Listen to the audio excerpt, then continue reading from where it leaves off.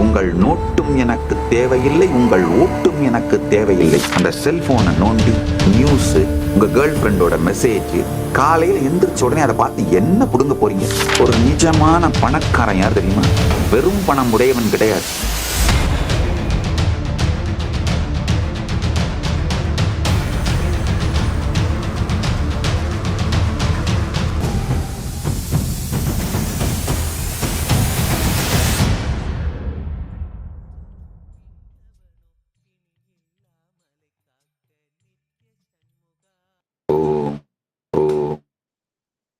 அடும்பரிவேல் அணிசேவல் எனப் பாடும் பணியே பணியாயருள்வாய், தெடும் கயமாமுகனைச் செருவில் சாடும் தனியானைச் சகோதரனே. உங்கள் அனைவரையும் வணங்கி வரவேற்கின்றேன். பரமசிவ பரம்பொருளின் பரம வெளிப்பாடான பரமசிவ பரம்பொருளாயும் சுப்பிரமணிய பரம்பொருளாய் இங்கு எழுந்தருளி உங்கள் அனைவருக்கும் பரமாத்வைதத்தை ஆசீர்வதிக்கின்றோம். எல்லோருக்கும் பரமாத்வைதம் அனுபூதியாகட்டும். பரமாத்வைத பிராப்திரஸ்து. இணையத்தாலும் இதயத்தாலும் உலகம் முழுவதிலும் இருந்து இணைந்திருக்கும் அன்பர்கள், பக்தர்கள், சீடர்கள், கைலாயத்தின் பாராளுமன்ற உறுப்பினர்கள், கைலாயத்தின் குடிமக்கள், கைலாசவாசிகள் அனைவரையும் வணங்கி வரவேற்கின்றேன். இளைய பாரதம்,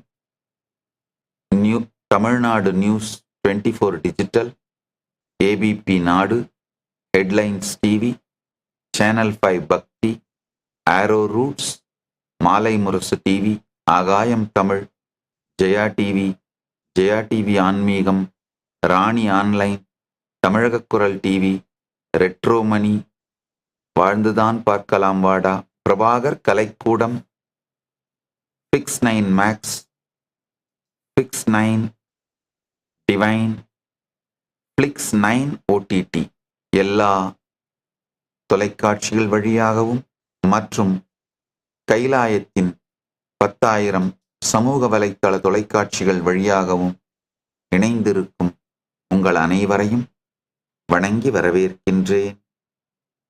கந்தர் அனுபூதியும் அனுபவமும், சுப்பிரமணிய பக்தி, சுப்பிரமணிய ஞானம், சுப்பிரமணிய விஞ்ஞானம்.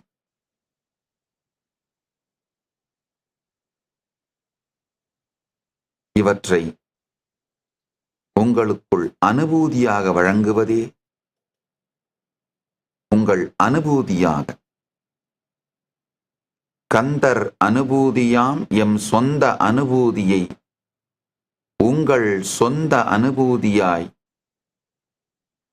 அனுபவமாய் மாற்றுதற்கே இந்த 7 நாட்களும் கந்த சஷ்டி மகோத்சவம், சத்சங்கங்கள், ஆழ்ந்து கேளுங்கள்.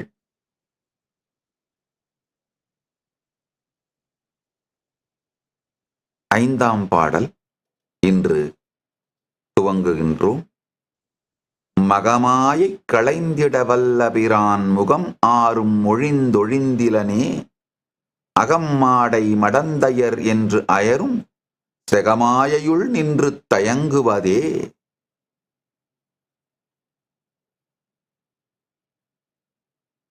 நன்றாக புரிந்து கொள்ளுங்கள்.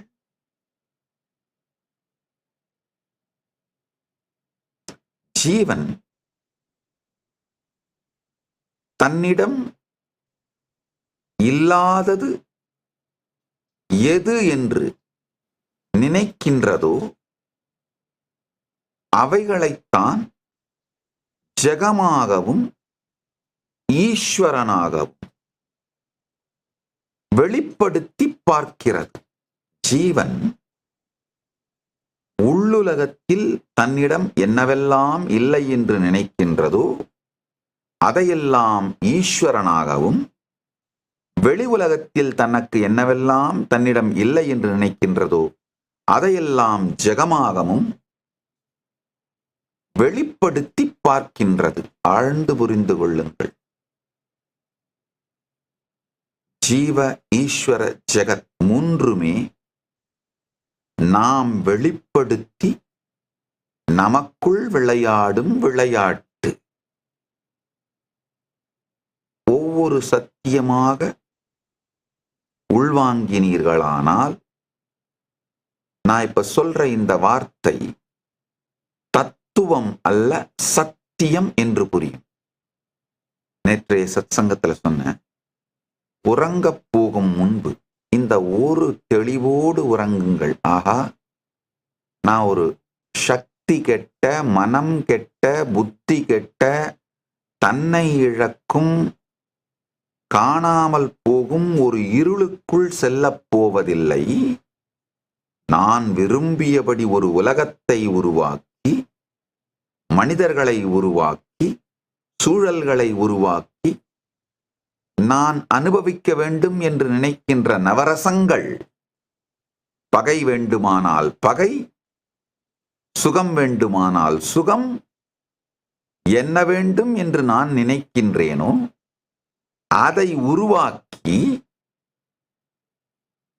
என் விருப்பத்தின்படி அனுபவிக்க முயற்சித்து, ஆனால் அதற்குள்ளேயே தெளிவில்லாமல், அதாவது பகை வேண்டும் என்று நினைத்து உருவாக்குகின்ற ஒரு விஷயத்தில் சுகந்தேட முயற்சிப்பது, சுகம் வேண்டும் என்று நினைத்து உருவாக்குகின்ற ஒரு விஷயத்தோடு பகை கொள்வது, இதுபோன்று நவரசங்களின் குழப்பத்தினால் அந்த குழப்பத்தையும் ரசித்து ருசித்து அனுபவித்து எனக்கென்று ஒரு உலகத்தையே உருவாக்கி வாழுகின்ற ஒரு மிகப்பெரிய சக்தி மண்டலத்திற்குள் நான் நுழைகின்றேன் என்கின்ற தெளிவோடு நுழையுங்கள். கனவும்,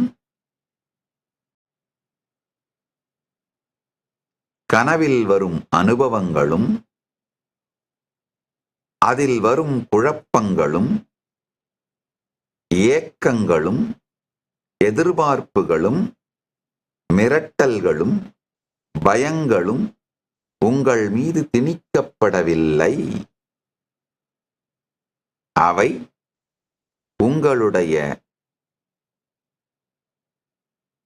குழம்பிய, குழப்பமான விருப்பங்களின் தொகுப்பின் வெளிப்பாடு.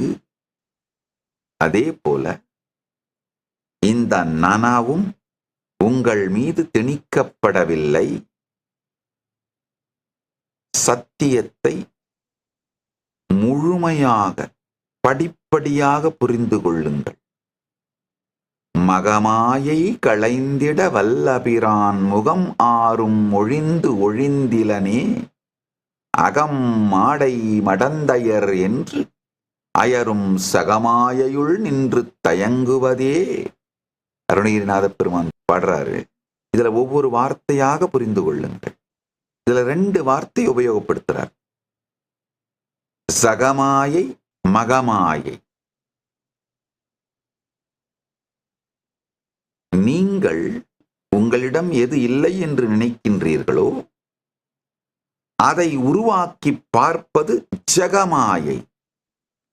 நம் எல்லோருடைய ஜெகமாயையும் ஒன்றாகச் சேர்ந்து நம்முடைய ஷேர்டு ரியாலிட்டி, அதுதான் மகமாயை. நன்றாக புரிந்து கொள்ளுங்கள். உங்களுடைய ரியாலிட்டி, அதாவது நீங்க எது உங்களுக்கு இல்லைன்னு நினைக்கிறீங்களோ அதையெல்லாம் தான் வெளியில ப்ரொஜெக்ட் பண்ணி பார்ப்பீங்க. உங்களுக்கு நல்லா தெரியும். பசியோட இருக்கும் பொழுதுதான் நீங்க ரோட்ல டிராவல் பண்ணும் பொழுது ரெஸ்டாரண்ட் போர்டு கண்ணில் படும். பசி இல்லாம போகும்போது ரெஸ்டாரண்ட் போர்டு கண்ணில் படாது. எத்தனை ரெஸ்டாரண்ட் போர்டு இருந்தாலும் உங்களுக்கு என்ன வேண்டுமோ அதைத்தான் வெளியில ப்ரொஜெக்ட் பண்ணி பார்க்கறீங்க. வெளி உலகத்தில் கிடைக்காது. ஆனா உங்களுக்கு வேணும்னு நினைக்கிறது, உங்ககிட்ட இல்லைன்னு நினைக்கிறது தான் ஈஸ்வரனா ப்ரொஜெக்ட் பண்ணி பார்க்கறீங்க.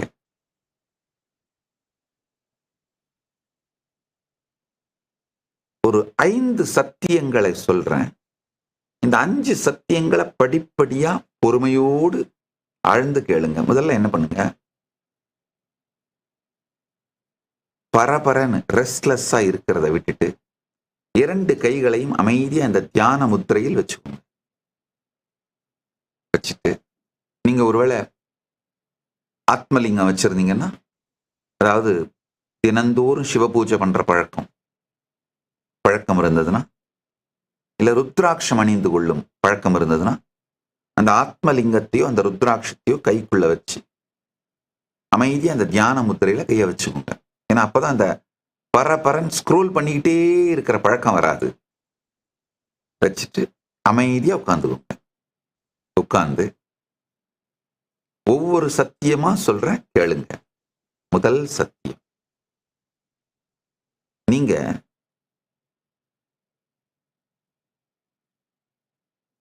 கோடிக்கணக்கான அணுக்களின் தொகுப்பு. அணு அப்படின்னு சொன்ன உடனே நீங்க உங்க அறிவியல் புத்தகத்துல படிச்சிருப்பீங்க, ரவுண்ட் ரவுண்டா போட்டு காட்டியிருப்பாங்க. அத மனசுல எடுத்துட்டு வந்து ஒரு சின்ன சின்ன சின்ன சின்ன சின்ன சின்ன சின்ன கோடிக்கணக்கான பருப்பொருள், ஒரு பால்ஸ் மாதிரி, இல்ல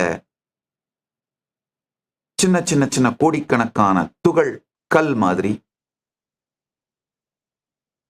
அந்த மாதிரி ஏதோ அப்படின்ற அதெல்லாம் கலந்த, அதெல்லாம் சேர்ந்த ஒரு பொருள் நீங்க நினைக்காதீங்க, கிடையாது. அணுவை பற்றி புரிந்து கொள்ள வேண்டும். அணுனா என்னன்னா, உண்மையில 99.99999% ஆஃப் த அணு உள்ள வெற்றிடம் காலி. ஔவையார் சொல்றாரு பாருங்க, அணுவை துளைத்து 7 கடலை புகட்டின்னு. அது உண்மையில சாத்தியம். திருக்குறளை பற்றி சொல்லும் பொழுது சொல்றாங்க இல்லையா, அதுக்கு முன்னாடி இன்னொருத்தர் வந்து கடுகை துளைத்து 7 கடலை புகட்டின்னு திருக்குறளை பற்றி புகழ்ந்துருவாரு. ஔவையார் இல்லை, அதை விட அது திருக்குறள் உயர்ந்ததுன்னு சொல்றதுக்காக அணுவை துளைத்து 7 கடலை புகட்டின்னு அவை பிராட்டி சொல்வாங்க. அது மாதிரி ஆழ்ந்து கேளுங்கள். அணுவை துளைத்து 7 கடலை புகட்டி, அவை பிராட்டி அணுவை துளைத்து 7 கடலை புகட்ட சொல்றாங்க. புகட்டி அப்படின்னு புகட்டி குரல் பண்ணியிருக்குன்னு சொல்றாங்க. ஆழ்ந்து புரிந்து கொண்டோமானால் அது சாத்தியம். காரணம் என்னன்னா, அணு அப்படிங்கிறது பிசிக்கல், ஒரு பருப்பொருள் கிடையாது. அணு அப்படிங்கிறது குவாண்டம் ஃபீல்ட். அப்படின்னா என்னன்னா, நாம எல்லாருமே கோடிக்கணக்கான குவாண்டம் ஃபீல்டோட மொத்த தொகுப்பு. கோடிக்கணக்கான பருத்துகள்கள், பிசிக்கல் பொருளோட மொத்த தொகுப்பு கிடையாது. நீங்க உங்களை கோடிக்கணக்கான பிசிக்கல் பொருட்களோட மொத்த தொகுப்புன்ற தவறான கருத்து உங்களை பற்றி வைக்கும் பொழுது வாழ்க்கையில் கோடிக்கணக்கான தவறான முடிவுகளை எடுக்கிறீங்க. நீங்க உண்மையில கோடிக்கணக்கான குவாண்டம் ஃபீல்டோட தொகுப்பு. அப்போ நீங்களாக உங்களை உணருகின்ற, நிரந்தரமாக நீங்கள் இருப்பதாக நீங்கள் நினைத்துக் கொண்டிருக்கின்ற இது எல்லாமே குறை சத்தியம். முறையான சத்தியங்களை உணர்ந்தீர்களானால் குறை சத்தியத்திலிருந்து நிறை சத்தியத்திற்கு நீங்கள் செல்லலாம். உங்களை கோடிக்கணக்கான பருத்துகள்கள், பிசிக்கல் ஸ்தூலமான பிசிக்கலான பொருட்களோட தொகுப்புன்னு நீங்கள் நினைத்தீர்களானால் அது குறை சத்தியம். ஆழ்ந்து புரிந்து கொள்ளும். அது நிறை சத்தியம் கிடையாது. நீங்க கோடிக்கணக்கான குவாண்டம் ஃபீல்டோட தொகுப்பு. ஏன்னா ஒவ்வொரு அணுவும் ஒரு குவாண்டம் ஃபீல்ட். இதுல ஒரு நல்ல விஷயம் என்னன்னா, இதை புரிந்து கொள்வதனால உங்களை நீங்கள் எப்படி வேண்டுமானாலும் வடிவமைத்துக் கொள்ள முடியும்.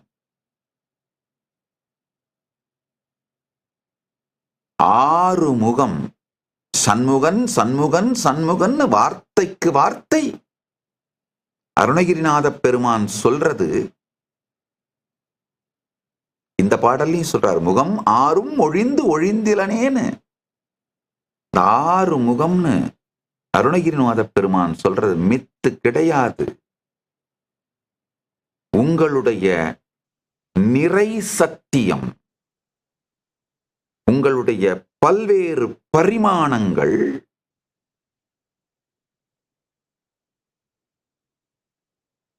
நீங்க குவாண்டம் ஃபீல்டுன்னு புரிஞ்சுக்கிட்டீங்கன்னா,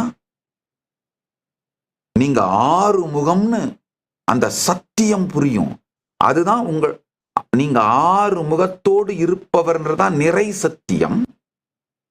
ஒரு முகத்தோடு நீங்க இருக்கிறதா நினைக்கிறது குறை சத்தியம்.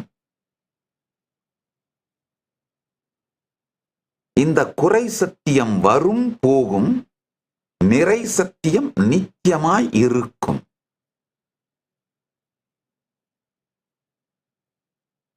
சத்யோஜாதம், தத்புருஷம், வாமதேவம், அகோரம், ஈசானம், அதோமுகம். சத்யோஜாதம், தத்புருஷம், வாமதேவம், அகோரம், ஈசானம், அதோமுகம். அதோமுகம் அப்படிங்கிறது அவ்வியக்தம், அன்மானிஃபெஸ்ட். அதாவது ஆக்குதல், காத்தல், புனர் அமைத்தல், ரீஜுவனேஷன் தான் அழித்தல்ன்ற வார்த்தையால சொல்றோம். அது உண்மையில பாத்தீங்கன்னா ரீஜுவனேஷன், மீள் உருவாக்குதல், கிரியேட்டிவ் டிஸ்ட்ரக்ஷன். இதை நல்லா புரிஞ்சுக்கோங்க. ரீசெண்டா ஒரு நோபல் பரிசு பெற்ற விஞ்ஞானி இந்த கிரியேட்டிவ் டிஸ்ட்ரக்ஷன் அப்படிங்கிற கருத்துக்காக நோபல் பரிசு பெற்றிருக்காரு. ஆனா இந்த கிரியேட்டிவ் டிஸ்ட்ரக்ஷனை ஆயிரக்கணக்கான ஆண்டுகளுக்கு முன்பு நம்முடைய ஆகமங்களில் மிக தெளிவாக நம் முன்னோர்கள் சொல்லிவிட்டார்கள். இந்த கிரியேட்டிவ் டிஸ்ட்ரக்ஷன் தான் ருத்ரன், சம்ஹாரம் அப்படின்னு சொல்றோம். கிரியேட்டிவ் டிஸ்ட்ரக்ஷன், ரீஜுவனேஷன், அதுதான் தமிழ்ல அழித்தல்னு சொல்றோம். அது உண்மையில கிரியேட்டிவ் டிஸ்ட்ரக்ஷன். நான்காவது மாயையிலிருந்து விடுவித்தல். ஐந்தாவது பூரண ஞானம் கொடுத்து அனுக்கிரகம் அளித்தல். இந்த அஞ்சையும் தாண்டி, இந்த அஞ்சையும் கடந்து அவ்வியக்தமா, வெளிப்படாது அவ்வியக்தமா இருக்கிறது ஆறாவது. உண்மையில பாத்தீங்கன்னா ஒரு அணுல 99.99999% அவ்வியக்தமாக அன்மானிஃபெஸ்டா இருக்கு.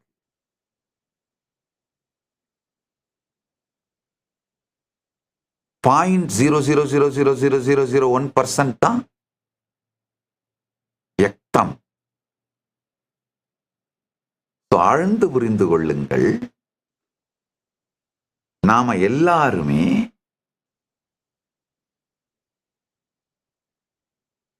கோடிக்கணக்கான அவ்வியக்தமான குவாண்டம் ஃபீல்ட்ஸோட தொகுப்பு.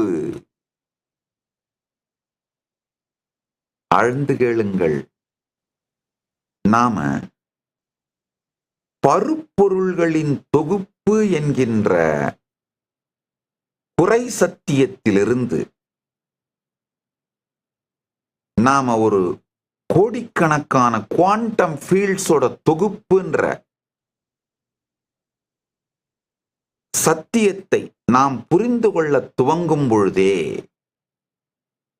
நம்மை பற்றி நாம் வைத்திருக்கும் கருத்து,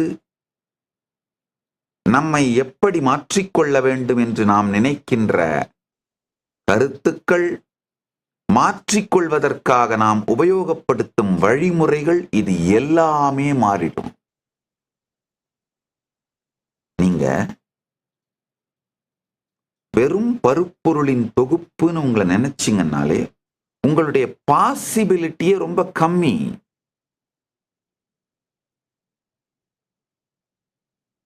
ஒரு கிராமத்துல புட்டிக்கடை வச்சு பிழைச்சிக்கலாம்னு நினைச்சீங்கன்னா உங்க பாசிபிலிட்டி அதிகபட்சமா கோடி. அவ்வளவுதான் உங்க பாசிபிலிட்டி. சோ உங்களுடைய பாசிபிலிட்டியையே கர்டைல் பண்ணிக்கிறது தான் சமூகம் உங்க மேல நடத்துற மிகப்பெரிய மூளைச்சலவை.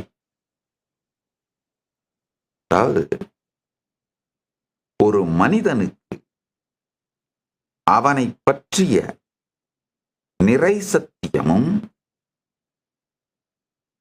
அவனை பற்றிய சத்தியங்கள் அப்படியே தெரிவிக்கப்பட்டு விடுமானால் அவனை கட்டுப்படுத்தவோ அடிமைப்படுத்தவோ இயலாது. நன்றாக புரிந்து கொள்ளுங்கள். உங்கள் நோட்டும் எனக்கு தேவையில்லை, உங்கள் ஓட்டும் எனக்கு தேவையில்லை. அதனாலதான் உங்களை கட்டுப்படுத்த வேண்டிய தேவையோ அடிமைப்படுத்த வேண்டிய தேவையோ ஏமாற்ற வேண்டிய தேவையோ எனக்கு இல்லாததனால் சத்தியங்கள் அனைத்தையும் அப்படியே சொல்லப் போகின்றேன், சொல்லுகின்றேன்.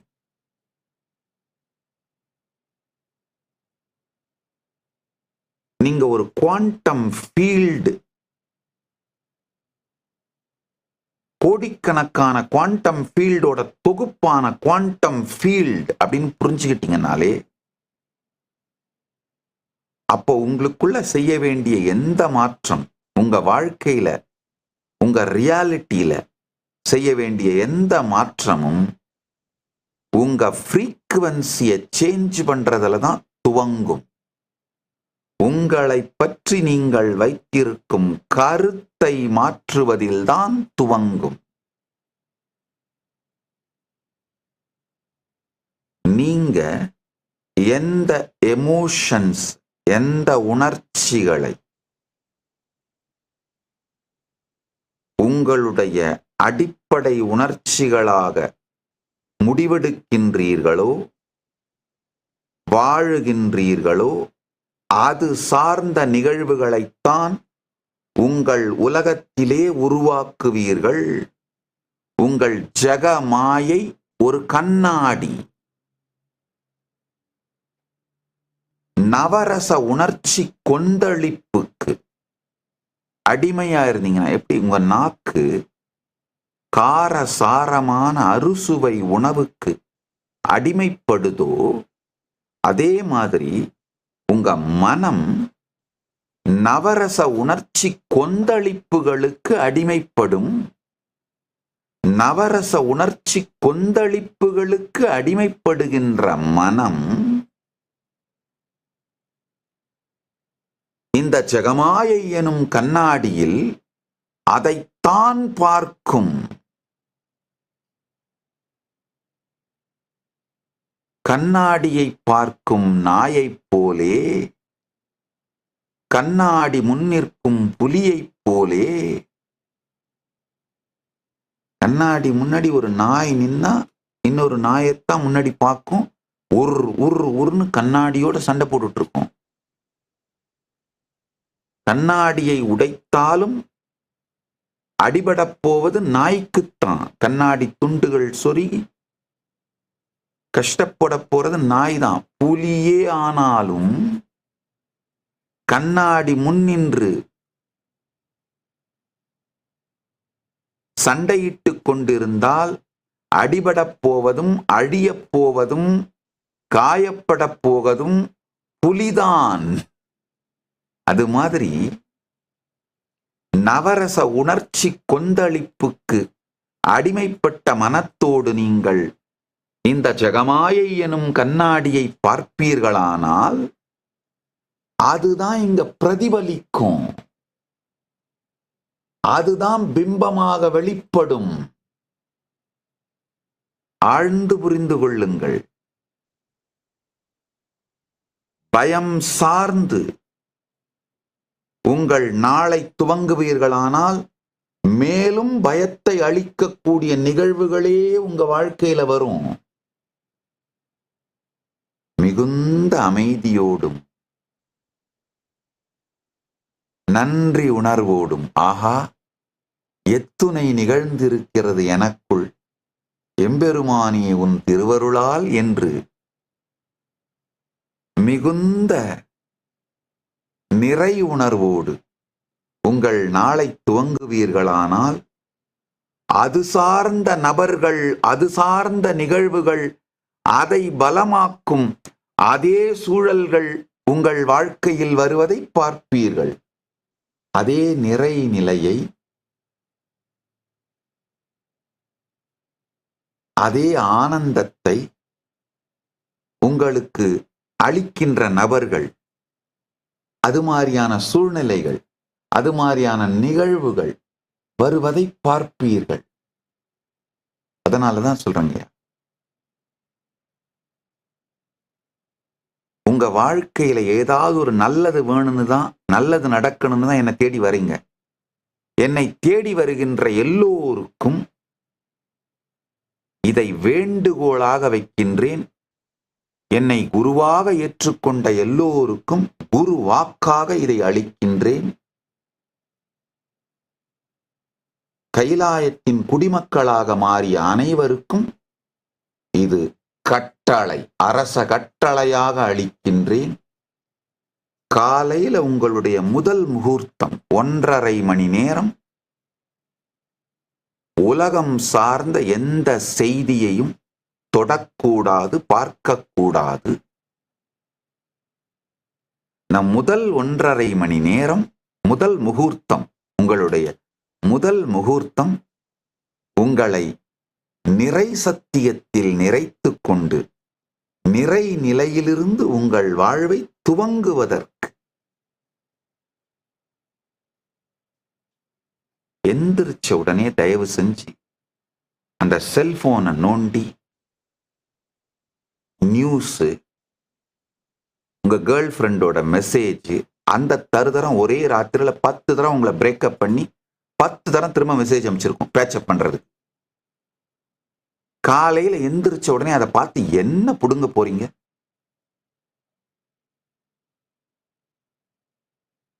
ஒன்னும் தேவையில்லை.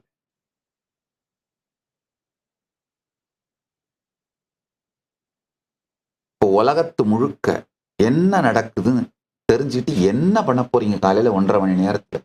ஒன்னும் தேவையில்லை.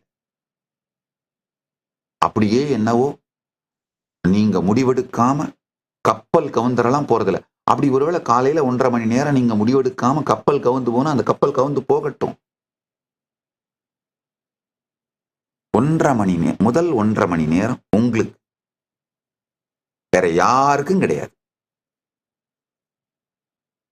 உங்களை நிறைவாக்கி கொண்டு நிறை சத்தியத்திலிருந்து உங்கள் நாளை துவங்குவதற்கு தான் முதல் 1.5 மணி நேரம். யோகா பண்றதுக்கு, பார்க்கறதுக்கு, தியானம் பண்றதுக்கு, அசிஸ்ட் பண்றதுக்கு உதவி தேவைப்பட்டு அதுக்காக உங்க டிவைஸ் செல்போனை யூஸ் பண்ணி, லேப்டாப்பையோ செல்போனையோ யூஸ் பண்ணா பரவாயில்ல. வேற எந்த சமூக விஷயங்களிலும் வெளி உலக விஷயங்களுக்காகவும் தொடக்கூடாது, தொடாதீர்கள். என்னை தேடி வரும் அன்பர்களுக்கு இது வேண்டுகோள். என்னை குருவாக ஏற்றுக்கொண்டவர்களுக்கு இது குருவாக்கு. என் குடிமக்களுக்கு இது கட்டளை. ஆழ்ந்து புரிந்து கொள்ளுங்கள்.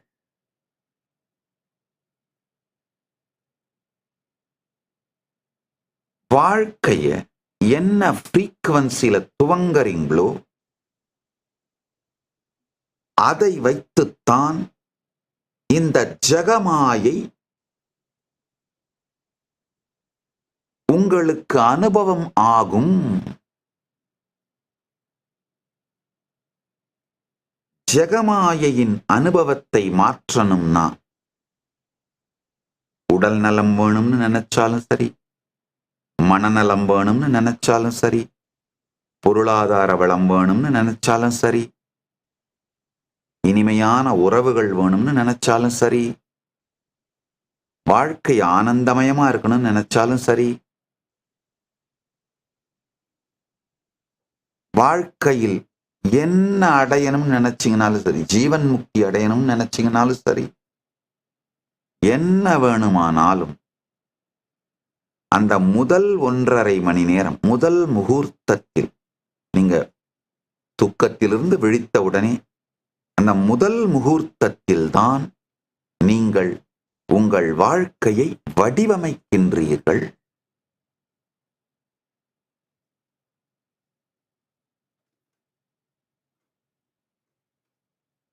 அழகா சொல்றார் பாருங்க.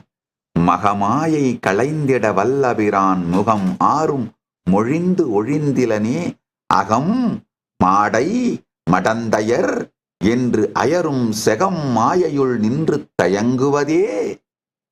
முதல் 1.5 மணி நேரம் அகம், உங்களுடைய அகங்காரம் சார்ந்து உங்களை பத்தி நீங்க வச்சிருக்கிற குறை சத்தியங்களை பலமாக்குகின்ற எந்த செயலையும் செய்யாதீர்கள். மாடை, மயக்கம், கன்ஃபியூஷன், டெல்யூஷன், யாரோ ஒருத்தர் ஏதோ ஒரு நாட்டுல குண்டு போட்டா உங்களுக்கு என்ன ஆக போகுது? சும்மாவே உங்களுடைய வாழ்க்கையில் சம்பந்தமில்லாதவைகளோடு உங்களை உணர்ச்சி ரீதியாக, உணர்வு ரீதியா தொடர்பு படுத்திக்கிறது. ஏதோ ஒரு ஹீரோ, ஏதோ ஒரு ஹீரோயின், இல்ல ஏதோ ஒரு நாடு, இல்ல ஏதோ ஒரு கலாச்சாரம், ஏதோ ஒரு ரிலிஜியன், இல்ல ஏதோ ஒரு ஐடியாலஜி, இது கூட உங்களை அசோசியேட் பண்ணிக்கிட்டு காலையில எந்திரிச்ச உடனே அதுக்கு என்னாச்சு, அவனுக்கு என்னாச்சு நோண்ட ஆரம்பிக்கிறது. என்ன பண்ண போறீங்க? மடந்தை, இல்லைன்னா அவன் என்ன பண்றான், இவன் என்ன பண்றான். தயவு செஞ்சு முதல் 1.5 மணி நேரமாவது மொத்தமா ஒதுக்கி வச்சுட்டு ஜெகமாயையுள் நின்று தயங்கும் இந்த குறை சத்தியங்களை நம்மை ஆக்கிரமிக்காமல் முதல் 1.5 மணி நேரம் இந்த குறை சத்தியங்கள் உங்களை பேய் மாதிரி பிடிச்சிருச்சுன்னா நாள் முழுக்க அப்படியே தான் இருக்கும். ஒரு நிஜமான பணக்காரன் யார் தெரியுமா? வெறும் பணம் உடையவன் கிடையாது. முதல் 1.5 மணி நேரத்தை தனக்கு சுதந்திரமாக வைத்திருப்பவன் தான் ஒரு நிஜமான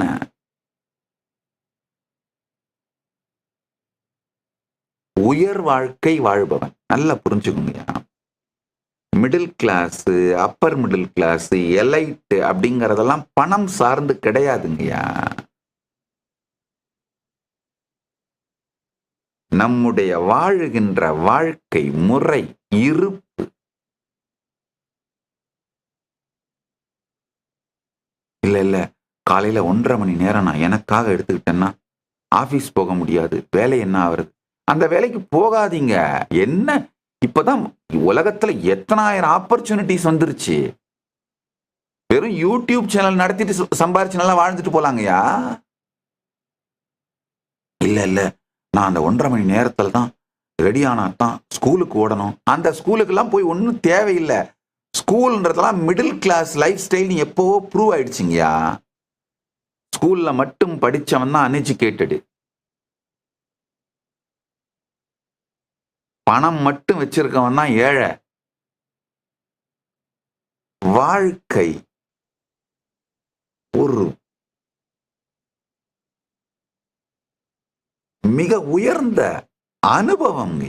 பெருமான் நமக்கு கொடுத்திருக்கின்ற பரமசிவ பரம்பொருள், சுப்பிரமணிய பரம்பொருள் நமக்கு கொடுத்திருக்கின்ற ஒரு மிகப்பெரிய அன்பளிப்புங்கய்யா.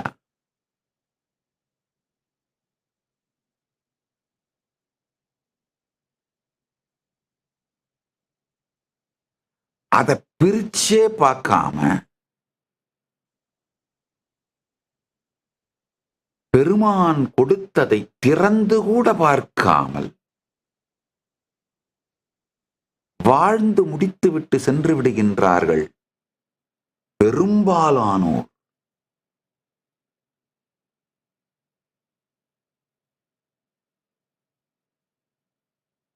நாம ஒரு குவாண்டம் ஃபீல்டு.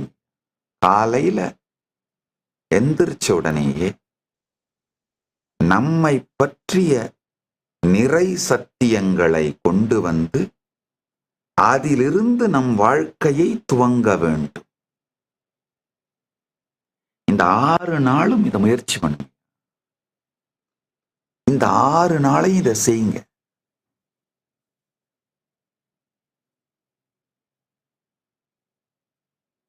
அடுத்த சத்தியம், தினியான மனோ சிலை மீது உணதாள் அணியார் அரவிந்தம் அரும்பு மதோ பனியா என வள்ளி பதம்பணியும் தனியா அதிமோக தயாபரனே.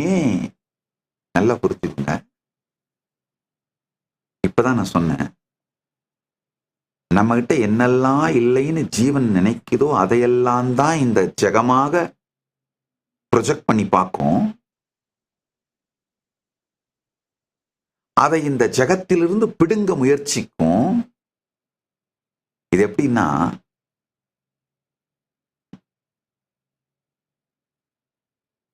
வாயில ஒரு பெரிய மாமிச துண்டை கவ்விக்கொண்டிருக்கின்ற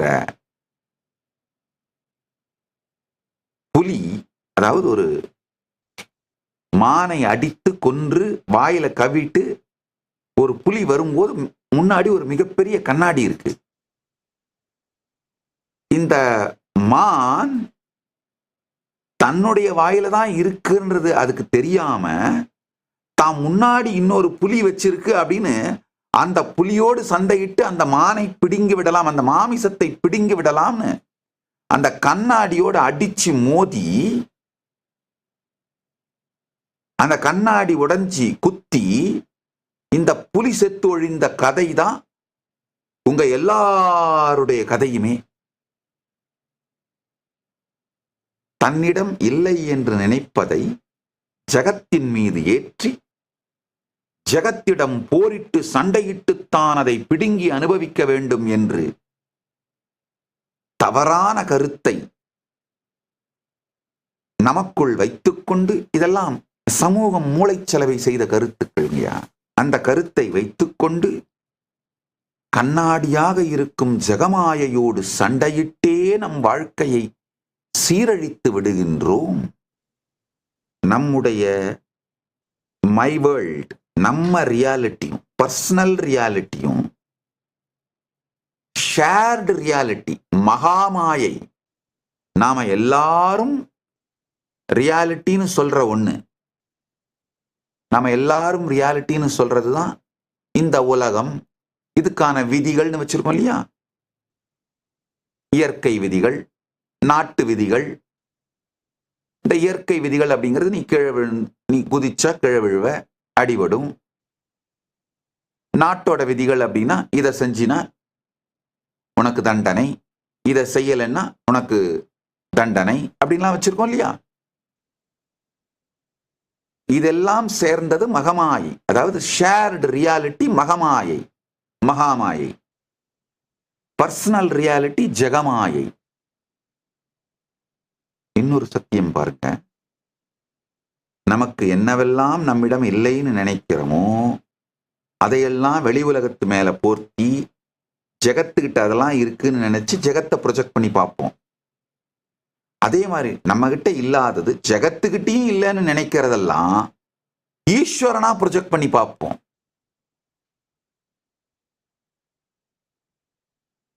என்ன வேணாலும் செய்யற சக்தி நம்மகிட்டயும் இல்ல, ஜெகத்திலையும் யார்கிட்டையும் இல்ல. அப்போ அது வச்சிருக்கிற ஒருத்தர் இருக்கார், ஈஸ்வரன். இந்த பாடல்களை கவனித்தீர்களானால் தனக்கு என்ன பிரச்சனை இருக்கோ, எது தீரணும்னு நினைக்கிறாரோ அருணகிரிநாத பெருமான், அந்த பிரச்சனையை தீர்த்தவனாக அந்த முருகப்பெருமானை ப்ரொஜெக்ட் பண்றாரு பாருங்க. அவர் முருகப்பெருமானுக்கு உபயோகம் பண்ற வார்த்தைகளே பாருங்க. என்ன சொல்றாருன்னா, தனக்கு இந்த மடந்தையர் பிரச்சனை தீரணும்னு சொல்றாரு. முருகப்பெருமானை வள்ளி பதம்பணியும் தனியா அதிமோக தயாபரணேன்னு சொல்றாரு. அதாவது வள்ளியோடு இருந்தும் எந்த துக்கத்திலும் எந்த துயரத்திலும் ஆட்படாமல் மோகத்தை தாண்டிய அதிமோக தயாபரணி, மோகத்தின் மாயைக்கு அப்பாற்பட்டு வள்ளியோடு வாழ்ந்தாலும் மோகத்தின் மாயைக்குள் படாத பெருமானே. இந்த மூன்றையும் புரிந்து கொள்ளுங்கள். ஜீவ ஈஸ்வர ஜெகத், இந்த மூன்றையும் புரிந்து கொண்டீர்களானால் அருணகிரிநாத பெருமான் சொல்ல வருகின்ற சத்தியம் புரியும். அருணகிரிநாத பெருமான் அந்த அனுபூதியை ஞான சூத்திரம், அனுபூதி சூத்திரம், அனுபவ சாத்திரம், கண்டர் அனுபூதி பக்தி ஸ்தோத்திரத்தின் வடிவத்திலே அமைக்கப்பட்டிருக்கின்ற அனுபூதியை அளிக்கக்கூடிய சூத்திரம், அனுபவத்தின் சாத்திரம். அதாவது சயின்டிஸ்ட்னா யாரு? நிகழ்ந்த தெளிவு, அனுபவம், ஞானத்தை எல்லோருக்கும் புரியும் வகையிலே சூத்திரமாக வகுத்து தருபவன் தான் விஞ்ஞானி. அதே மாதிரி தனக்குள் நடந்த அனுபூதியை, பரமானுபூதியை எல்லோரும் அடையத்தக்க வகையிலே சூத்திரமாக சாத்திரமாக வகுத்து தருபவர் தான் மெஞ்ஞானி. அருணகிரிநாத பெருமான் மிக உயர்ந்த விஞ்ஞானி. ஜீவ ஈஸ்வர ஜெகத் கனெக்ஷனா என்ன அழகா சொல்றார் பாருங்க.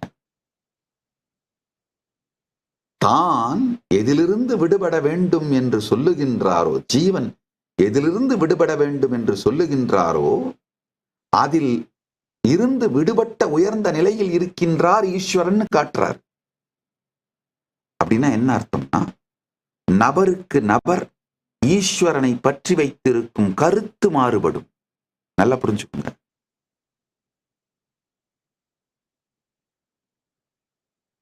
பரம்பொருள் ஒன்று, ஆனால் பரம்பொருளை பற்றி நாம் வைத்திருக்கும் கருத்து நபருக்கு நபர் மாறுபடும்.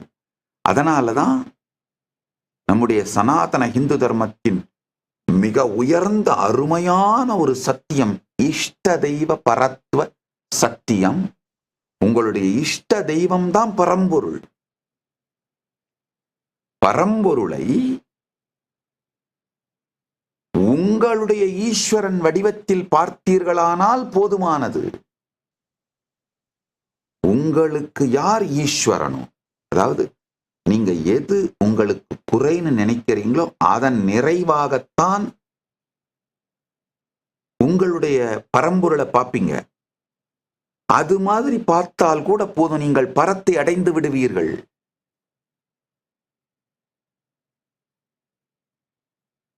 பரம்பொருள் உண்மையில் அவ்யக்தம். தன்னுடைய ஸ்வபாவ இருப்பினாலே அவர் அவ்யக்த பரம்பொருள். வாங்மனாதி கோச்சரஞ்ச நேதி நேதி பாவிதம். வாங் மனம் இவை அனைத்திற்கும் அப்பாற்பட்டு இது அல்ல, இது அல்ல, இது அல்ல என்று எது என்று சொன்னாலும் அது அல்ல என்று இருப்பவர். இதுதான் நீங்க எதை சொன்னாலும் அது அல்ல அப்படின்னும் போது நீங்கள் எதை ஈஸ்வரனாக உங்களுடைய இஷ்ட தெய்வமாக பார்க்கின்றீர்களோ அதை பிடித்தாலே போதும். அவர் பரம் என்று நீங்கள் நினைத்தால் தவறில்லை. இந்த பரத்துவ ஸ்தாபிதத்து சண்டையிலே ஆன்மீக தேடுதலையே விட்டுவிட்டு மொத்த மேலை நாட்டு சமூகமும்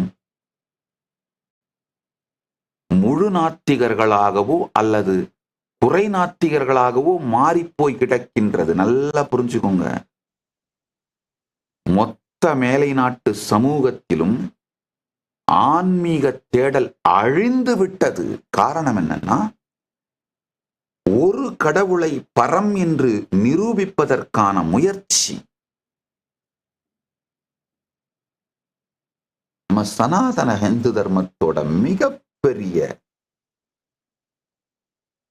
நன்மை என்னன்னாங்க, இந்துக்களாக பிறந்த நீங்கள் எல்லோரும் பெருமைப்படுங்கள். உங்களுடைய ஆன்ம தேடுதல் அழியவே இயலாத வகையில்தான் இந்த சம்பிரதாயமே வடிவமைக்கப்பட்டிருக்கின்றது. உங்களுக்கு எது கடவுளோ அது பரம். விஷ்ணு பரமா, சிவம் பரமா, முருகன் பரமா, தேவி பரமா, சூரியன் பரமா, இல்ல உங்க குலதெய்வம் தான் பரமான்னு பிரச்சனைக்குள்ளேயே போக வேண்டாம். உங்கள் இஷ்ட தெய்வம் பரம்.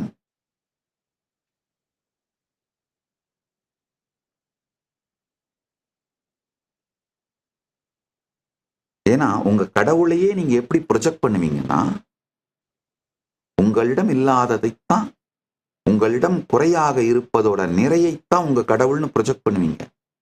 அதை பற்றி அதை தேடினீர்களானாலே, உங்கள் ஈஸ்வரனை தேடினாலே, உங்கள் இறையை நீங்கள் தேடினாலே பரம்பொருளை அடைந்து விடுவீர்கள். அடுத்தவன் பொழப்பு நமக்கு எதுக்கு? அடுத்தவங்க அவங்களுக்கு விருப்பமான சாமியை கும்பிடட்டும். அவங்கவுங்களுக்கு விருப்பமான கடவுளை கும்பிடட்டும். உலகத்தை பத்தி கவலைப்படுறதையும் நிறுத்து, மற்றவங்களை பத்தி கவலைப்படுறதையும் நிறுத்து. உங்களை பார்ப்பதை மட்டும் வாழ்க்கையின் முக்கியமான முடிவாக எடுங்கள்.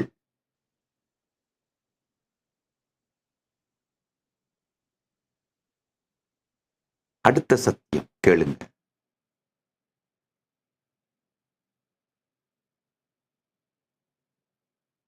மனம்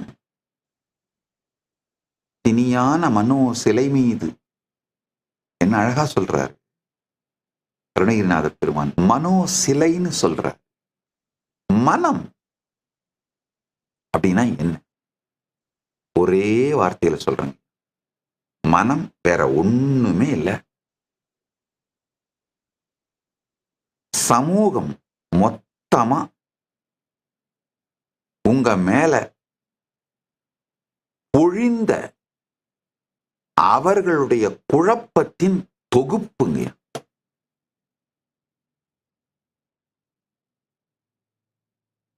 உங்க எண்ணமே உங்களுக்கு கற்றுக் கொடுக்கப்பட்ட மொழி தான், வேற ஒண்ணும் கிடையாது. சின்ன வயசுல இருந்து உங்களுடைய தாய் தந்தையர் சொன்ன வார்த்தைகள், உங்க சுற்றம் உறவு உற்றார், பள்ளியில ஆசிரியர், இவங்க எல்லாரும் சொல்லிக் கொடுத்த வார்த்தைகள், இந்த வார்த்தைகள் எல்லாம் உள்ள போய் அந்த வார்த்தைகளின் தொகுப்பு தான் உங்க மனம்ங்கயா. அதை வேற வேற விதத்துல நீங்களாவே கொஞ்சம் கிரியேட்டிவா பில்ட் பண்ணிட்டு விளையாடுறதா உங்கள் மனம்ங்கயா. இந்த வார்த்தைகள் சொல்லிக் கொடுக்கப்பட்ட எல்லாவற்றையும் நினைந்து பார்ப்பதை தவிர உங்க வாழ்க்கையில வேற ஒரு அனுபவத்தையும் ஒரு அனுபூதியையும் நீங்கள் அனுபவிப்பதே இல்லைங்கிறது தான் சத்தியம். சத்தியம்ங்கய்யா. சற்றே நிமிர்ந்து பாருங்க. உங்க வாழ்க்கையோட மிகப்பெரிய அனுபவங்கள்னு நீங்க நினைச்சுக்கிட்டு பெருமைப்படுற இல்ல துக்கப்படுற எல்லாத்தையும் எடுத்து பாருங்க. உங்க ஃபேஸ்புக் மெமரிஸ், பெருசு பெருசா போட்டிருக்கிற மெமரிஸ், உங்க பெஸ்ட் மூமெண்ட் நீங்க நினைக்கிறது இல்ல ஒஸ்ட் மூமெண்ட் நினைக்கிறது எல்லாத்தையும் எடுத்து பாருங்க. ஒண்ணுமே இல்லை. சமூகம் உங்கள் மீது பொழிந்த அந்த எண்ணங்களை, வார்த்தைகளை மீண்டும் மீண்டும் சொல்லிக் கொள்வது மட்டும்தாங்கய்யா. You are not living, you are just remembering. Remembering has become your life. There is nothing called living happens to you forever. நினைத்தலை தவிர வாழ்தல் என்கின்ற ஒன்று உங்களுக்குள் நிகழ்வதே இல்லை.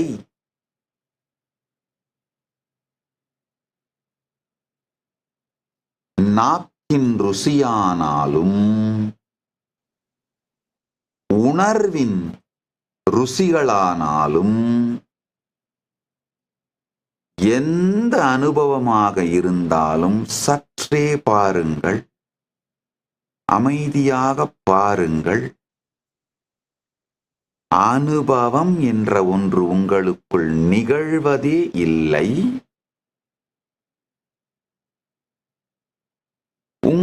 நீங்கள் கற்றுக்கொண்ட வார்த்தைகளை சொல்லி சொல்லி பார்த்து கொள்வது, நினைதல் மட்டுமே நிகழ்கின்றது. அனுமானித்தல் மட்டுமே நிகழ்கின்றது. அனுபவம் நிகழ்வதே இல்லை.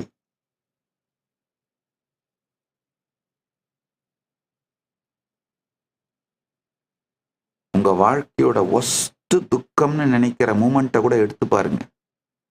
நினைதல் தான் பிரதானமாய் நிகழ்ந்திருக்கின்றது.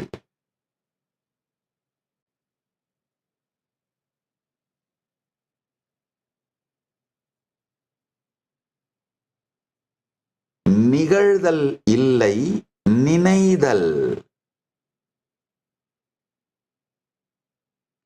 உங்க வாழ்க்கையோட பெஸ்ட் மூமெண்ட் நீங்க நினைக்கிறத எடுத்து பாருங்க.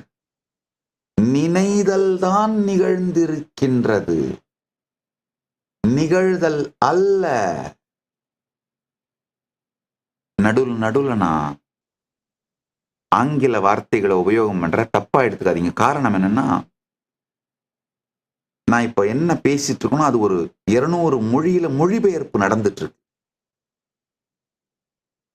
லைவ் மொழிபெயர்ப்பு நடந்துட்டு இருக்கு. என்னுடைய பல சன்னியாசிகள், தமிழும் தெரிந்த வேற்று மொழியும் தெரிந்த சன்னியாசிகள் உட்கார்ந்து மொழிபெயர்த்துட்டு இருக்காங்க. ஆனா அவர்களுடைய தமிழே கூட எல்லாம் என்னுடைய சன்னியாசிகள் பெரும்பாலானவர்கள் 90s கிட்ஸ் இல்ல ஜென்சி. அவங்களுடைய தமிழ் கூட ரொம்ப தரம் குறைந்த தமிழ் அறிவு அவங்களுக்கு. ஏன்னா இந்த ஜென்சி இவங்களுடைய தமிழ் எல்லாம் பார்த்தீங்கன்னா ரொம்ப தரம் குறைந்த தமிழ். அதனால நான் உபயோகப்படுற வார்த்தைகளை டிரான்ஸ்லேட் பண்றதுக்கு தடுமாறுவாங்க. இப்ப அவங்க எல்லாம் என் முன்னாடி உட்கார்ந்துருக்காங்க. அவங்களுடைய முகத்தை பார்ப்பேன். எங்க தடுமாற்றம் குழப்பம் அவங்க முகத்துல வந்த உடனே சில ஆங்கில வார்த்தைகளை உபயோகம் பண்ண உடனே அவங்களுக்கு புரிஞ்சிடும். என்ன பண்றது? தமிழுக்கு நிகழ்ந்த கொடுமை தமிழர்களுக்கு ஆங்கிலத்தில் சொன்னால்தான் புரிகின்றது. அதனாலதான் நடுவில் ஆங்கில வார்த்தைகளை உபயோகம் பண்ற. மன்னிக்க வேண்டும். என்னுடைய நோக்கம் உங்களுக்கு அனுபூதி வர வேண்டும் என்பது தானே தவிர எனக்கு தமிழறிவு இருக்கின்றதுன்னு காட்டுறதுக்காகவோ இல்ல தனித்தமிழ் வகுப்போ நான் இங்க எடுக்கல. நான் இங்க அனுபூதியை அளிக்கும் வகுப்பை எடுக்கின்றேன். தனித்தமிழ் கற்றுத்தரும் வகுப்பை எடுக்கவில்லை. அதனால சற்றே பொறுமையோடு உள்வாங்கிக் கொள்ளுங்கள்.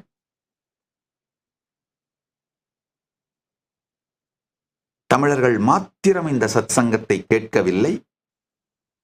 ஏறத்தாழ ஒரு 8000 சீனர்கள் இப்பொழுது கேட்டுக்கொண்டிருக்கிறார்கள். சைனீஸ் சேனல்ல மட்டும் தினந்தோறும் இந்த சத்சங்கம்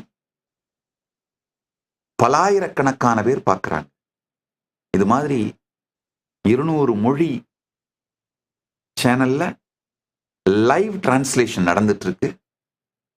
அதனாலதான் எல்லா லைவ் டிரான்ஸ்லேஷனுக்கும் நாங்க ஏஐ யூஸ் பண்றதில்ல. முடிந்தவரை தமிழும் இன்னொரு மொழியும் தெரிந்த அந்த சந்நியாசிகள், ஆதீனவாசிகள், கைலாசவாசிகளே உட்கார்ந்து பண்றாங்க. காரணம் என்னன்னா, தமிழில் கூட என்னுடைய சத்பாஷை புரிந்த, தமிழை நான் கையாளுகின்ற விதம் புரிந்த, ஏற்கனவே இதை கேட்டு பழகிய சந்நியாசிகள் உட்கார்ந்து அதை மொழிபெயர்க்கும் பொழுது இன்னமும் ஆழமாக மொழிபெயர்க்கப்படும். அப்படிங்கிறதுனால நான் பெரும்பாலும் லைவ் டிரான்ஸ்லேஷனை தான் நம்புறேன். அப்படி அது இல்லாத, சாத்தியப்படாத இடங்கள்ல மட்டும் ஏஐ டிரான்ஸ்லேஷனுக்கு யூஸ் பண்றோம். அதனால நான் ஆங்கில வார்த்தைகள், மற்ற மொழி வார்த்தைகளை உபயோகப்படுத்தினேன்னா சற்று பொறுத்துக் கொள்ளுங்கள்.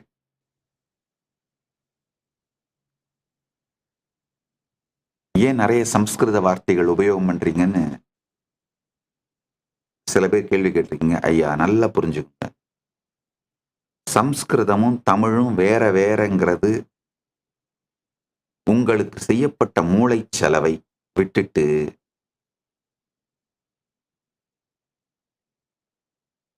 சங்கத்தமிழ் எடுத்து கொஞ்சம் புரட்டி பாருங்க. கொஞ்சம் படிங்க ஐயா.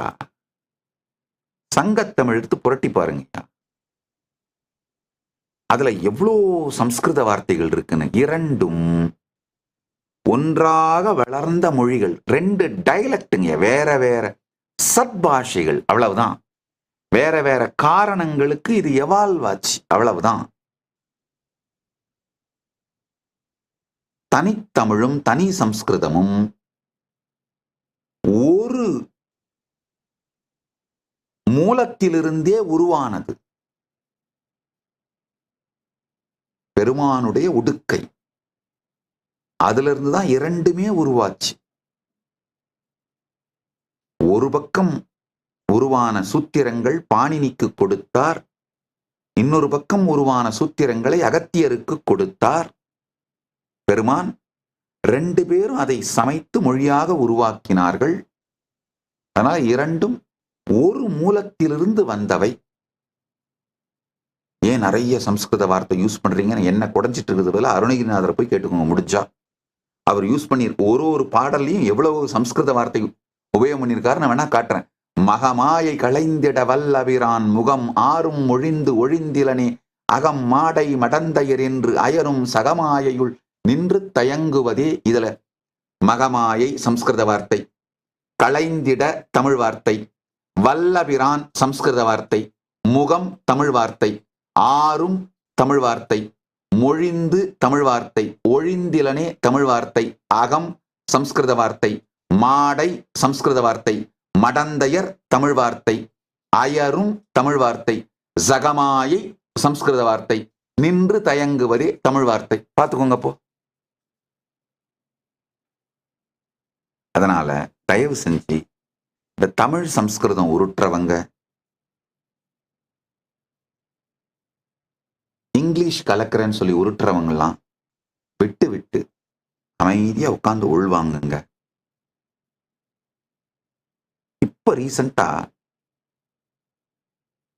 நம்ம கைலாசத்துல பிரம்மச்சரியம் எடுத்த ஒரு பிரம்மச்சாரி, அவர் என்கிட்ட கேட்டார், ரொம்ப வேகமா, நம்ம ஆதீனத்துல பூஜையெல்லாம் சம்ஸ்கிருதத்துல பண்றமே, நாம ஏன் தேவாரம் திருவாசத்துல பண்ணக்கூடாது?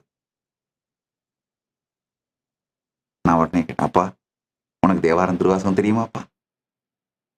இல்ல எனக்கு தெரியாது. தேவாரம் திருவாசகத்துல எவ்வளவு சம்ஸ்கிருத வார்த்தை இருக்குன்னு தெரியுமாப்பா? சொல்றது செய்ப்பா.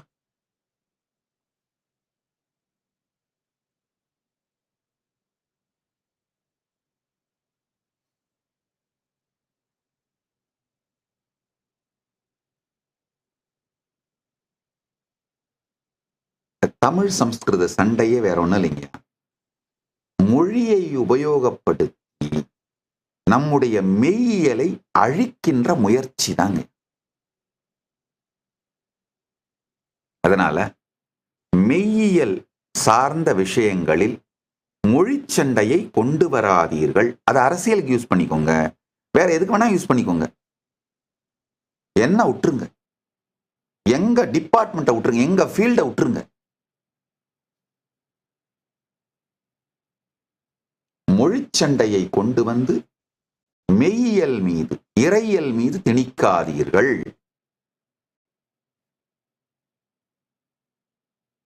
நல்லது. இப்ப ஆழ்ந்து கேளுங்க. உங்க மனம் அப்படிங்கிறதே மொத்த வார்த்தைகளோட தொகுப்பு தாங்க, வேற ஒண்ணுமே இல்லைங்க. அதனால மனத்தை நீங்கன்னு பிடிச்சுக்கிட்டு மாயைக்குள் இருக்காதீர்கள். நல்லா புரிஞ்சுக்கோங்க.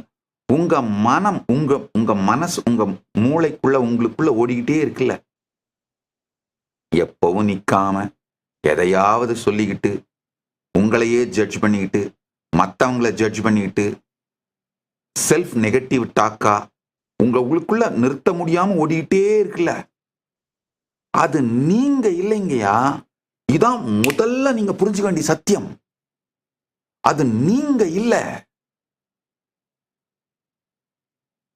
ரொம்ப விகாரமா, அருவருக்கத்தக்க விதத்துல உண்மைய சொல்லணும்னா, ஒரு மிட் லெவல் டவுன்ல பொதுக்க கூஸ்ல எப்படி பலவிதமா இருக்கோ அந்த மாதிரி சமூகத்தில் இருக்கிற மொத்த பேரும் உங்க தலை மேல பண்ணி வச்சுட்டு போனது தாங்க நீங்க உங்க மனம்னு நினைச்சிட்டு உட்கார்ந்துட்டு இருக்கீங்க. கொஞ்சம் விகாரமான உதாரணம், மன்னிச்சிருங்க. ஆனா உண்மை இதுதான். இத சொன்னா தான் உங்களுக்கு ஐயோ, உங்களுதே எப்படி நாருன்னு உங்களுக்கு தெரியும். உங்கள் நரல் கூட இல்லைங்கயா. பொதுக்க கூசுல போறவன் வர்றவெல்லாம் ஊர் முழுக்க பெஞ்ச நரல, ஐயோ நினைச்சாலே நாத்தடிக்குதே. அத தலை மேல சுமந்துகிட்டு நீங்கன்னு வேற நினைச்சிட்டு இருக்கீங்களேங்கய்யா.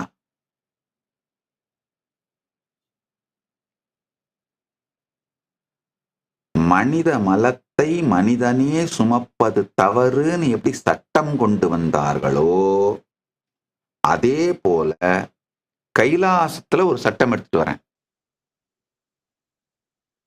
மனித மனங்களின் மலங்கள் உங்கள் மீது பொழியப்பட்டிருப்பதனால் அதை நீங்கள் உங்கள் மனமாக சுமப்பது தவறு. அதை சுமக்க அனுமதி இல்லை.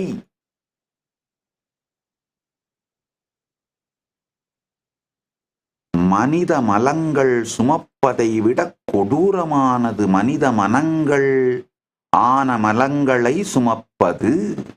மனித மனங்களை சுமப்பவர்கள் கூட ஒரு அந்த வேலை செய்யற 2-3 மணி நேரம் சுமந்து ஓரமா வச்சுட்டு நிம்மதியாயிடுவாங்க.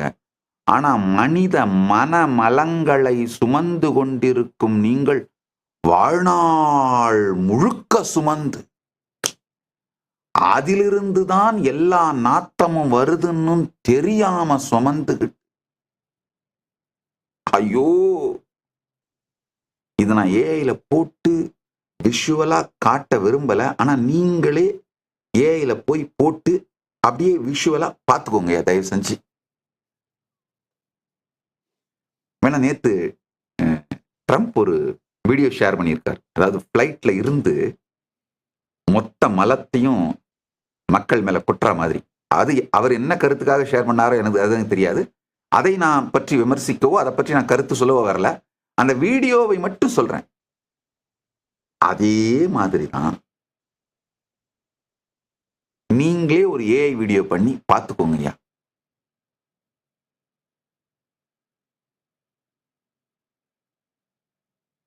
சமூகத்தின் கடலை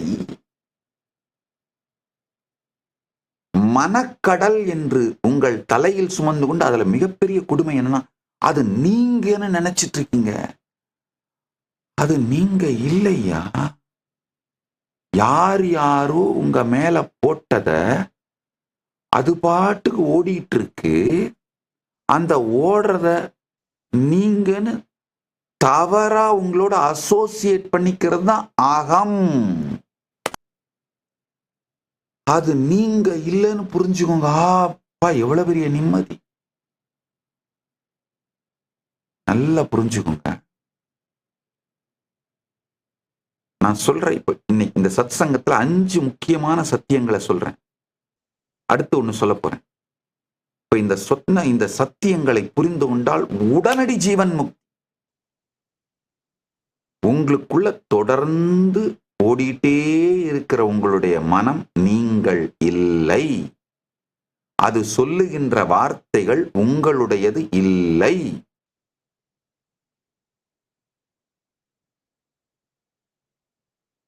ஒரு சில நிமிடங்கள் உங்களால சுவாசத்தை நிறுத்த கட்டுப்படுத்த முடியும் அப்படிங்கறதுனாலேயே சுவாசம் உங்களுது இல்ல, அது பாட்டு தான் ஓடிட்டு இருக்கு. அதே மாதிரி ஒரு சில நிமிடங்கள் உங்கள் மனசுல நீங்க நினைக்கிற நீங்க விரும்புற வார்த்தைகளை உருவாக்கிக்க முடியும் அப்படிங்கறதுனாலேயே மனம் நீங்கள் இல்ல, அது பாட்டு தான் ஓடிட்டு இருக்கு.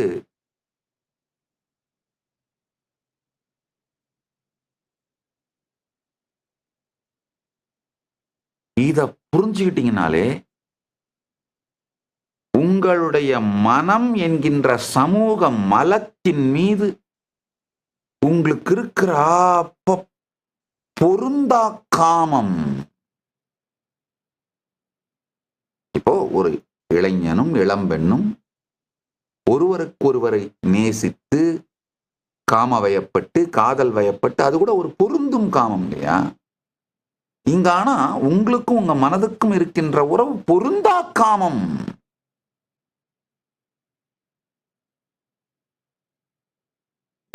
எவனோ ஊர் பொதுக்க கூசுல போட்டுட்டு போன நரல்ங்கய்யா.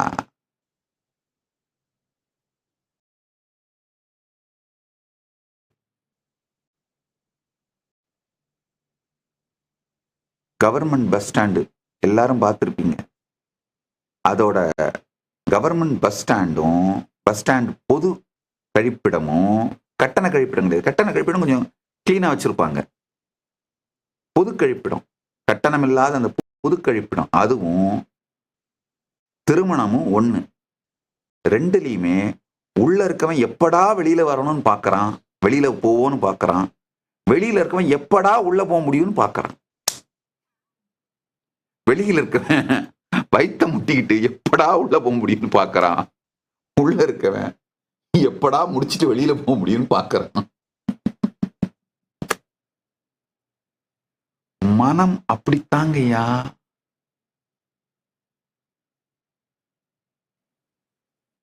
ஆழ்ந்து கேளுங்க. அடுத்த சத்தியம்,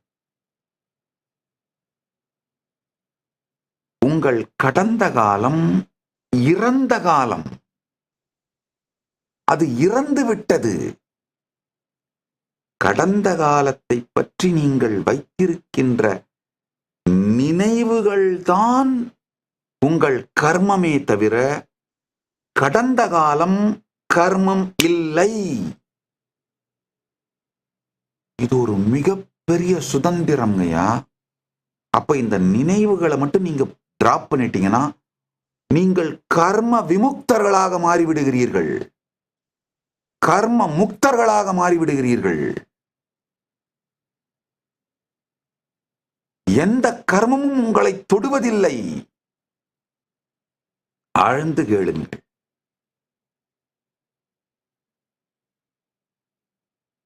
கடந்த காலம் இறந்த காலம். தமிழ் அதனால்தான் அருமையான வார்த்தை இறந்த காலம்யா. எந்த கர்மமுமே உங்களை பாதிப்பதில்லை.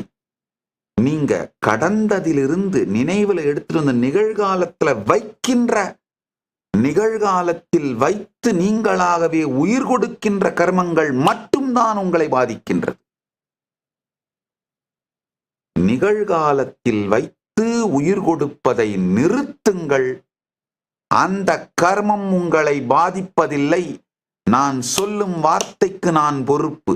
பரமசிவ பரம்பொருள் சாட்சியாக, சுப்பிரமணிய பெருமான் சாட்சியாக சொல்லுகின்றேன். கடந்த காலம், இறந்த காலம்,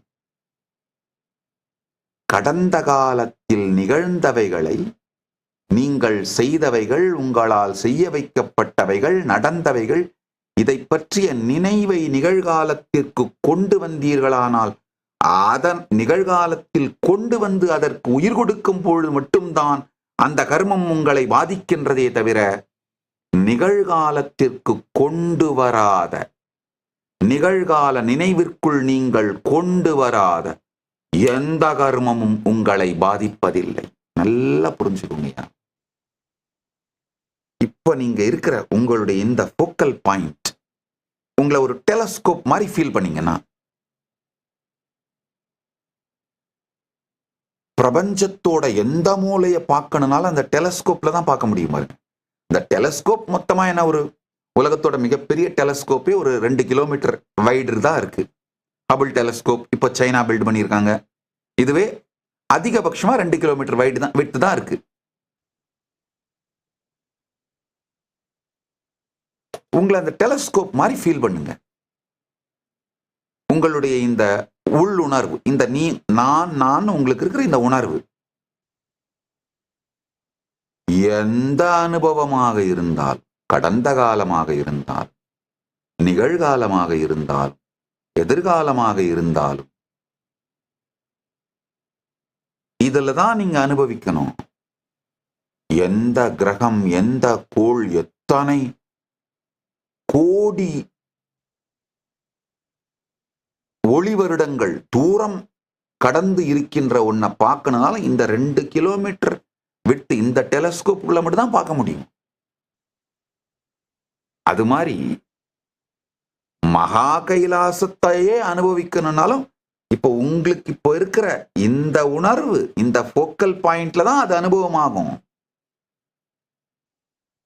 பாதாள அனுபவமா இருந்தாலும் இதுல தான் அனுபவமாகும்.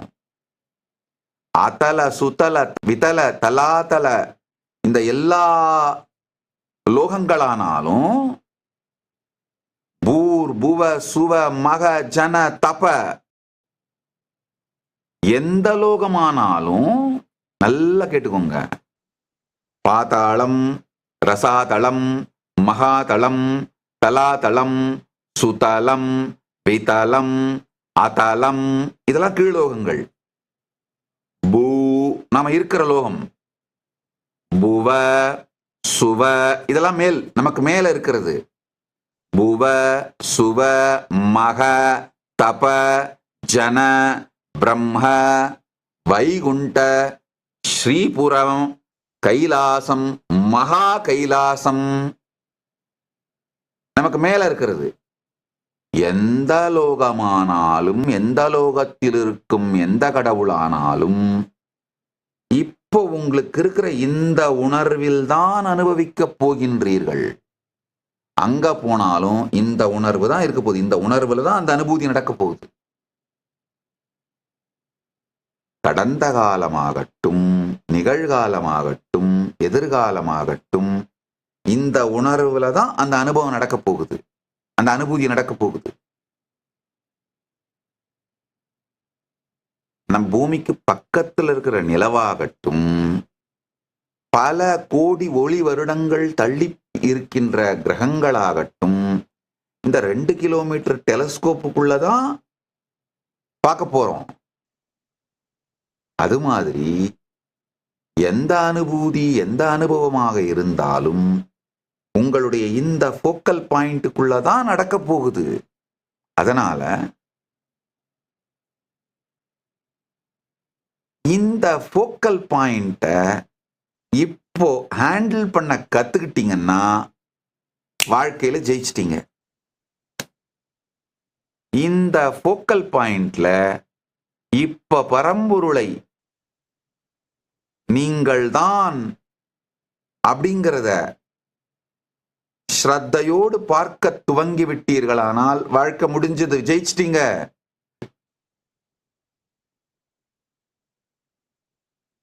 நான் வேற வேற வேற வேற வார்த்தைகளை எல்லாம் வச்சு மெதுவா உங்களுக்கு புரியிற மாதிரி நாள் கணக்கா சொல்லிட்டு இருந்தனாலும் சத்தியம் இவ்வளவுதாங்கய்யா. ரொம்ப ரீசெண்டா ஒருத்தர் கைலாசத்துக்கு வந்து பிரம்மச்சரியம் எடுத்தார். அவர் என்கிட்ட கேட்ட கேள்வி,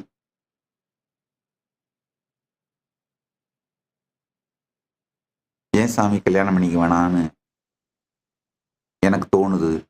நான் சொல்லல, அவரே கேட்டாரு, எனக்கு ஏன் சாமி அப்படி தோணுது. நான் கேட்டேன், உனக்கு தோன்றதுக்கு நான் எப்படிப்பா காரணத்தை சொல்ல முடியும்? அவர் உடனே கேள்வியை மாத்தி கேட்டார். சில நேரத்துல சந்நியாசத்தை ஆழமா நீங்க உலகத்துக்கு சொல்றீங்க, இது காரணம் என்ன சாமி? நல்ல ரொம்ப கேஷுவலா, ரொம்ப ஸ்வீட்டா, ஜாலியா நான் சொன்னேன். ரொம்ப சீரியஸா, தத்துவார்த்தமா இல்லாம ஒரு ரொம்ப ஜோவியலா சொன்னேன். ரொம்ப அழகான பொண்ணை கட்டிக்காத, அடுத்த மாசப்படுவான். ரொம்ப அசிங்கமான பொண்ணையும் கட்டிக்காத, நாளைக்கு உனக்கே பிடிக்காம போயிடும். உன்னை விட உயரமா இருக்கிற பொண்ணை கட்டிக்காத, அவகிட்ட அண்ணாந்து பேசிய கழுத்து சுளிக்கிடும். குள்ளமா இருக்கிற பொண்ணை கட்டிக்காத, குனிஞ்ச தலை நிமிரவே முடியாது. குண்டான பொண்ணை கட்டிக்காத, அவ தீனிக்கும் உன் வருமானம் பத்தாது. ஒல்லியான பொண்ணை கட்டிக்காத, வீட்டுக்குள்ள எங்கன்னு போய் அவளை தேடுவ. அவளை ரொம்ப படிச்ச பொண்ணை கட்டிக்காத, உன்னை மதிக்கவே மாட்டா. அதுக்காக படிக்காத பொண்ணை கட்டிடாத, நீ சொல்றது அவளுக்கு ஒன்றும் புரியாது. தம்பி சொன்னது புரிஞ்சுதா? புரிஞ்சுது சாமி, நல்லாவே புரிஞ்சுது. டேய், கல்யாணமே பண்ணிக்காதுன்னு முதலியே சொல்லியிருக்கலாமே சாமி, அதுக்கு ஏன் சாமி இவ்வளோ பெரிய விளக்கம் சொன்னா? எவன்டா கேட்கறான்? அந்த தம்பி அதான் கேட்டாரு, நீங்க கல்யாணமே பண்ணிக்காதுன்னு சொல்லியிருக்கலாமே சாமி, ஏன் சாமி இவ்வளோ பெரிய விளக்கம்? நான் சொன்னேன், சொன்னா எவன்டா கேட்கறான்? மண்ணு மேல ஆசைப்பட்ட பல்வாள் தேவனும் செத்து போயிட்டான், பொண்ணு மேல ஆசைப்பட்ட பாகுபலியும் செத்து போயிட்டான், எது மேலையும் ஆசைப்படாத கட்டப்பா தான் கடைசி வரைக்கும் இருந்தான் பாருப்பா. போலித்தனமான கெட்டப்பா வாழறத விட கட்டப்பாவா வாழ்ந்துட்டு போயிடலாம்ல. போய்யா போய்யா.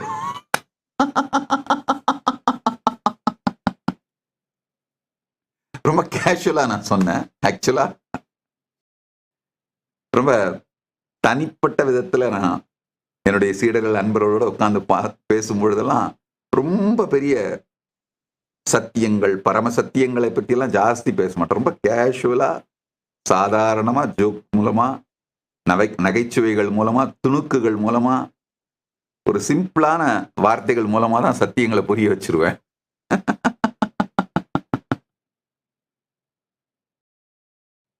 சீனால இருக்கிற லார்ஜஸ்ட் டெலஸ்கோப், அதோட டயாமீட்டர் 500 மீட்டர் தாங்கய்யா. மேக்சிமம் நான் வந்து 2 கிலோமீட்டர் ஏன் சொன்னா, எக்ஸ்டென்ஷன்ஸ் இப்போ ஃபிக்ஸ் பண்ணிட்டு இருக்காங்க, எக்ஸ்டெண்டடா பிளான் பண்ணிட்டு இருக்காங்க. அடுத்து ஒரு 3 ஆண்டுகளுக்கு பிறகு இனாகிரேட் பண்ற மாதிரி ஒன்று கட்டிட்டு இருக்காங்க, கன்ஸ்ட்ரக்ட் பண்ணிட்டு இருக்காங்க. அதோட டயாமீட்டர் வந்து 2 கிலோமீட்டரு. இப்போ ஃபங்க்ஷனலா இருக்கிறது வெறும் 500 மீட்டர் தாங்கய்யா. ஸோ எத்தனை கோடி ஒளியாண்டுகள் தள்ளி இருக்கின்ற கிரகத்தை பார்த்தாலும் இந்த 500 மீட்டருக்குள்ள தான் பார்க்கணும். அது மாதிரிதான் எந்த அனுபவமானாலும் சரி, சொந்த அனுபவமாக உங்களுக்கு நிகழணும்னா உங்களுடைய இந்த ஃபோக்கல் பாயிண்ட்ல தான் நிகழும். அதனால இந்த ஃபோக்கல் பாயிண்ட்ல இப்போ இருக்கிற இந்த ஃபோக்கல் பாயிண்ட கான்ஷியஸா, உயிர்ப்போடு பரமசத்தியத்தை இந்த ஃபோக்கல் பாயிண்ட்ல வச்சு பரமசத்தியத்தை வாழத் துவங்கினீர்களானால் வாழ்க்கையில ஜெயிச்சிட்டீங்க. வேற ஒன்னும் தேவையில்லைங்கயா. ஓ, இந்த பரமசத்தியத்தை நான் எப்பவும் நினைக்கணுமே, மறந்து போயிடுவேனே அப்படின்னு மறந்து போயிடுவேன்னு நீங்க கவலைப்படுறது எதிர்காலத்தை பத்தி இல்லாத ஒன்றத்தை இப்ப எடுத்துட்டு வந்து இப்ப இந்த நிகழ்காலத்தில் அதை அனுபவமாக்குகின்றீர்கள். ஏன் உங்களை நீங்களே மூலச்செலவு பண்றீங்க? மறந்து போயிடுவீங்கன்னு இப்ப நினைக்கிறீங்கல்ல, எதிர்காலமும் இப்பொழுதாகத்தானே வரப்போகுது. அப்ப நினைக்க போறீங்க, அவ்வளவுதான். ஒருத்தர் கமெண்ட் போட்டிருக்கீங்க, ஏன் தனியா உங்களோட பேசும்போது மட்டும் அவ்வளோ ஜோக்ஸ், கமெண்ட்ஸ், ஸ்டோரிஸா சொல்றீங்க? பொது வெளியில ரொம்ப ஆழமான தத்துவங்களையும் சித்தாந்தங்களையும் பேசும்பொழுது ஏன் பொது வெளியில அந்த மாதிரி சொல்ல மாட்டேங்கிறீங்க, ஜோக்ஸா சொல்ல மாட்டேங்கிறீங்கன்னு கேட்குறீங்க. ஐயா, முதல்லலாம் பொது வெளியிலையும் நிறைய ஜோக்ஸாவும் கமெண்ட்ஸாவும் தான் சொல்லிட்டு இருப்பேன். நான் இந்த சென்னை வெள்ளத்தை பத்தி இந்தியாவில் இருக்கும் பொழுது பேசின ஒரு வீடியோ, அதாவது தலைவர்கள் மாறிக்கிட்டே இருக்காங்க, ஆனா வெள்ளத்தினால் வருகின்ற பிரச்சனை தீரலை அப்படிங்கிறத பத்தி நான் பல ஆண்டுகளுக்கு முன்னாடி இந்தியாவில் இருக்கும்போது பேசினேன். அதாவது காரணம் என்னன்னா, தண்ணியோட வீட்டுல நாம வீடு கட்டினதுனால தண்ணி நம்ம வீட்டுக்குள்ள வீடு கட்டுது அப்படின்னு சொல்லியிருந்தேன். இன்னமும் சென்னை வெள்ளம் வந்தா யாராவது ஒருத்தர் இந்த வீடியோ எடுத்து கட் பண்ணி மீம்ஸா போட்டு விட்டுறாங்க. அது நான் ஏதோ இப்ப பேசின மாதிரி இப்ப இருக்கிறவங்க என் மீது கோபத்தை திருப்பக்கூடாதுன்ற இந்த ஒரு பெரிய பிரச்சனை இருக்குங்கய்யா. அதனாலதான் அனாவசியமா எந்த உள்நாட்டு விவகாரங்களை பற்றியும் நான் கருத்து சொல்லக்கூடாது, கருத்து சொல்ல மாட்டேன். தார்மீகமா இதுதான் சரி. இந்த சென்னை வெள்ளம் பத்தி நான் பேசின வீடியோ எப்பவோ பேசினது. ஆனா அதை எடுத்து இப்ப திரும்ப திரும்ப இப்ப மீம்ஸ் போட்டு நான் இப்ப பேசின மாதிரியே போட்டு விட்டு ஏதாவது ஒரு ஒம்புல சிக்க வைக்கலான்னே பார்த்துட்டு இருக்காங்க.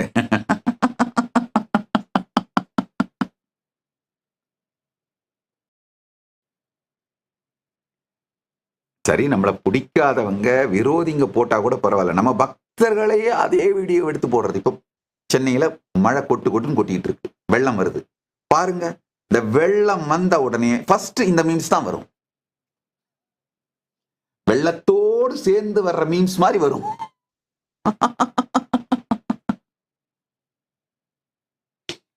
வெள்ளம், சென்னை வெள்ளம் ட்ரெண்ட் ஆச்சுனாலே சோசியல் மீடியால இந்த மீம்ஸ் தான் ட்ரெண்ட் ஆகும். இந்த வீடியோ தான் கட் பண்ணி ட்ரெண்ட் பண்ணுவாங்க.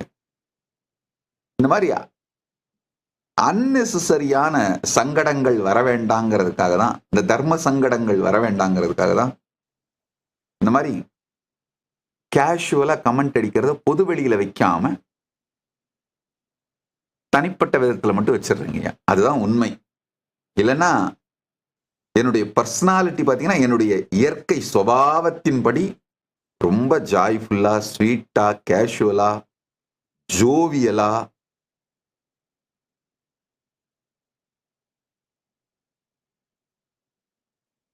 நிறைந்த ஒரு முழுமையான நிறைவான ஒரு உணர்வோடு தான் எப்பவும் வாழ்வங்கய்யா. அதுதான் சத்தியம், அதுதான் வாழ்க்கைங்கய்யா.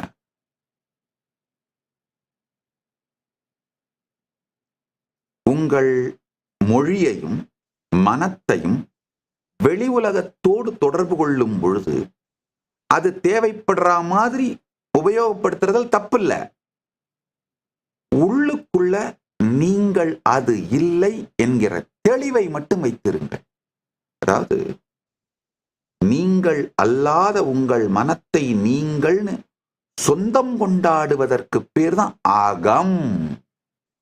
இங்க அருணகிரிநாத பெருமான் ஆகம்னு சொல்ற, அகம்ன்ற வார்த்தையால் அதைத்தான் சொல்றாரு. அகம்னு அருணகிரிநாத பெருமான் சொல்ற வார்த்தைக்கு அதுதான் பொருள்.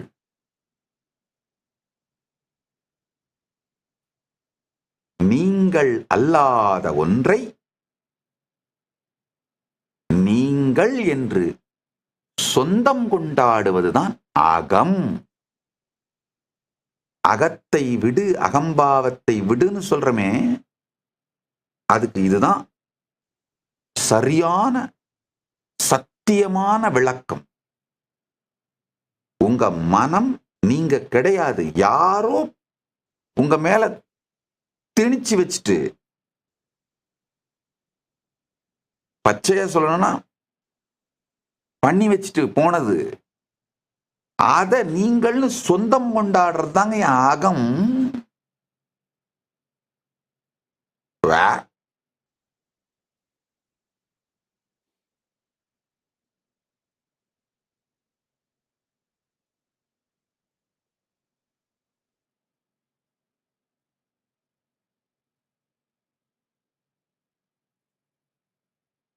இத ஏஐல போட்டு ஒரு அழகான ஏஐ பிக்சரா டெவலப் பண்ணி, அதாவது சமூகம் எல்லாம் மொத்தமா சேர்ந்து பண்ணி வச்சுதான் உங்க தலை மேல உங்க மனம்னு நீங்க சுமந்துட்டு இருக்கீங்க அப்படிங்கறத புரிகிற மாதிரி பண்ணி பெட்ரூம்ல ஒட்டி வச்சுக்கோங்க. அதை பார்க்கும் போதெல்லாம் உங்களுக்கு வரணும், ஏய் கரெக்டு, இந்த மனமும் மனம் கொடுக்கும் துயரமும் உளைச்சலும் துக்கமும் இதனுடைய ஓட்டமும் ஆட்டமும் பாட்டமும் பேயாட்டம். ஓம் ஆழ்ந்து கேளுங்கள். இதுவரைக்கும் ஒரு மனிதர் கூட இந்த உலகத்திலே கடந்த காலத்தை அனுபவித்ததும் கிடையாது, எதிர்காலத்தை வாழ்ந்ததும் கிடையாது. கடந்த காலம் எதிர்காலத்தையும் கூட நிகழ்காலத்தில் தான் வாழ்கிறீர்கள். அதுவும் வாழறது கூட கிடையாதுங்க, சிந்தித்து பார்க்கிறீர்கள், அவ்வளவுதான். காலையிலிருந்து ராத்திரி வரைக்கும் நீங்கள் விழித்ததிலிருந்து நித்திரைக்குள் மூழ்கும் வரை யாரோ ஒருத்தர் சொன்னதை ரிமெம்பர் பண்ணி நினைச்சு பார்க்கறத மட்டும் விட்டீங்கன்னா, ரிமெம்பரன்ஸை டிராப் பண்ணிட்டு என்ன நடக்குதுன்னு பாருங்க, ஒண்ணுமே இல்லை. ஜெகம், ஈஸ்வரன், ஜீவன், இந்த மூணுமே உங்க ரிமெம்பரன்ஸ் ஹேபிட், அவ்வளவுதாங்கய்யா. நினைக்கும் பழக்கமே உங்களுடைய ஜீவன், உங்களுடைய ஜெகத், உங்களுடைய ஈஸ்வரன் மூணும். அருணகிரிநாத பெருமான் அடுத்த பாடல்ல தான் சொல்றாரு, முருகன் தனிவேல் முனினம் குரு என்று அருள் கொண்டு அறியார் அறியும் தரமோ ஊறு அன்று ஆறு அன்று உளது அன்று இலது அன்று இருள் அன்று ஒளி அன்று என நின்றதுவே. நீங்க ஈஸ்வரன் வச்சிட்டு இருக்கிற அந்த கான்செப்ட் கூட ஈஸ்வர அனுபூதிக்கு தடை.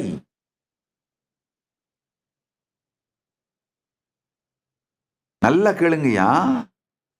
முருகன் தனிவேல் முனி நம் குரு என்று அருள் கொண்டு அறியார் அறியும் தரமோ ஊறு அன்று ஆறு அன்று உளதன்று இலதன்று இருள் அன்று ஒளி அன்று என நின்றதுவே. கடவுளை பத்தி, முருகனை பத்தி கூட நீங்க வச்சிருக்கிற கான்செப்ட், அந்த நினைத்து பார்க்கின்ற எண்ண ஓட்ட மன ஓட்ட தொகுப்பினால் நீங்கள் வைத்திருக்கின்ற கருத்தை விடுங்கள்.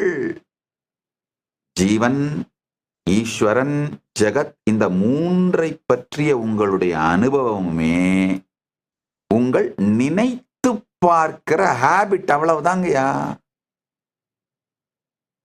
உண்மையில பாத்தீங்கன்னா உங்க மொத்த ரியாலிட்டியுமே உங்க ஹேபிட்டுங்க, அவ்வளவுதாங்க. உங்க உடம்பு என்ன, உங்களுடைய ஹேபிட்டோட தொகுப்பு.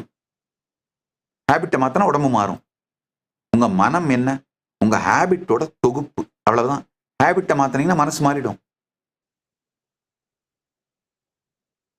உங்களுடைய வாழ்வில் நீங்கள் அனுபவிக்கின்ற ஜீவன், நீங்க ஈஸ்வரன், உங்களுடைய கடவுள்,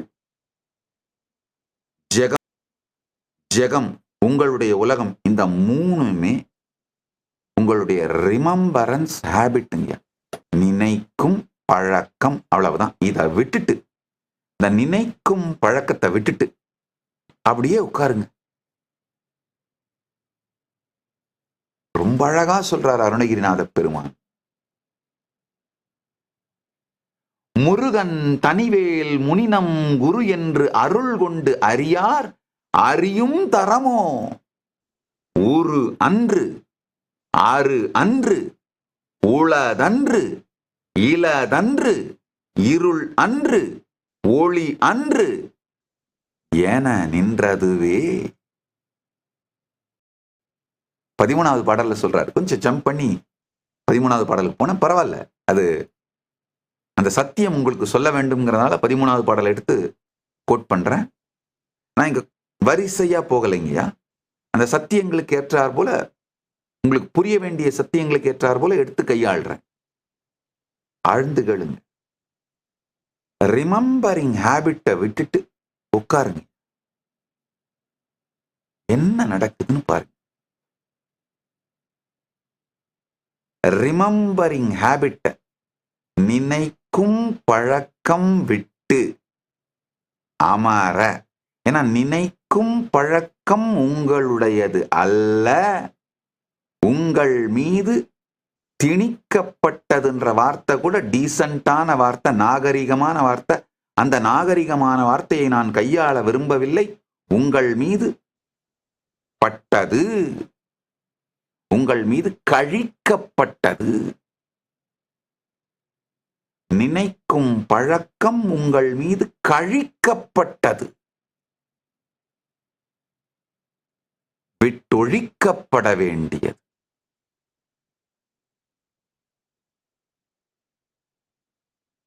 உரு அன்று, உருவம் இல்லாதது, எந்த உருவமும் கிடையாது.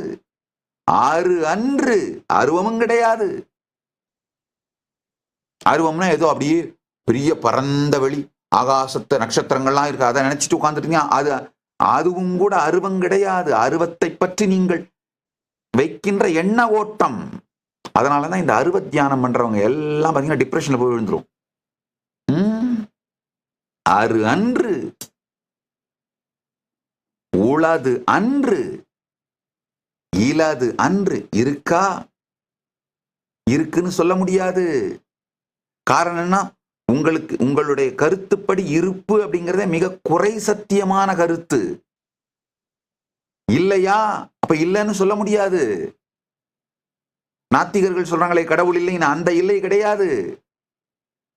உளதன்று, இலதன்று, இருள் அன்று. இருட்டா இருக்குமா? கிடையாது. ஒளி அன்றுன்னு சொல்றாருங்கய்யா. ஒரு படி மேல போய் ஒளி கூட கிடையாது. சும்மா அப்படியே ஒளியை, பெரும் பிரகாசத்தை தியானிக்கலாமா? ஒளியும் கிடையாது. இந்த எல்லாமாகவும் நினைச்சு பார்க்கிற பழக்கத்தை விட்டுட்டு உட்காரு.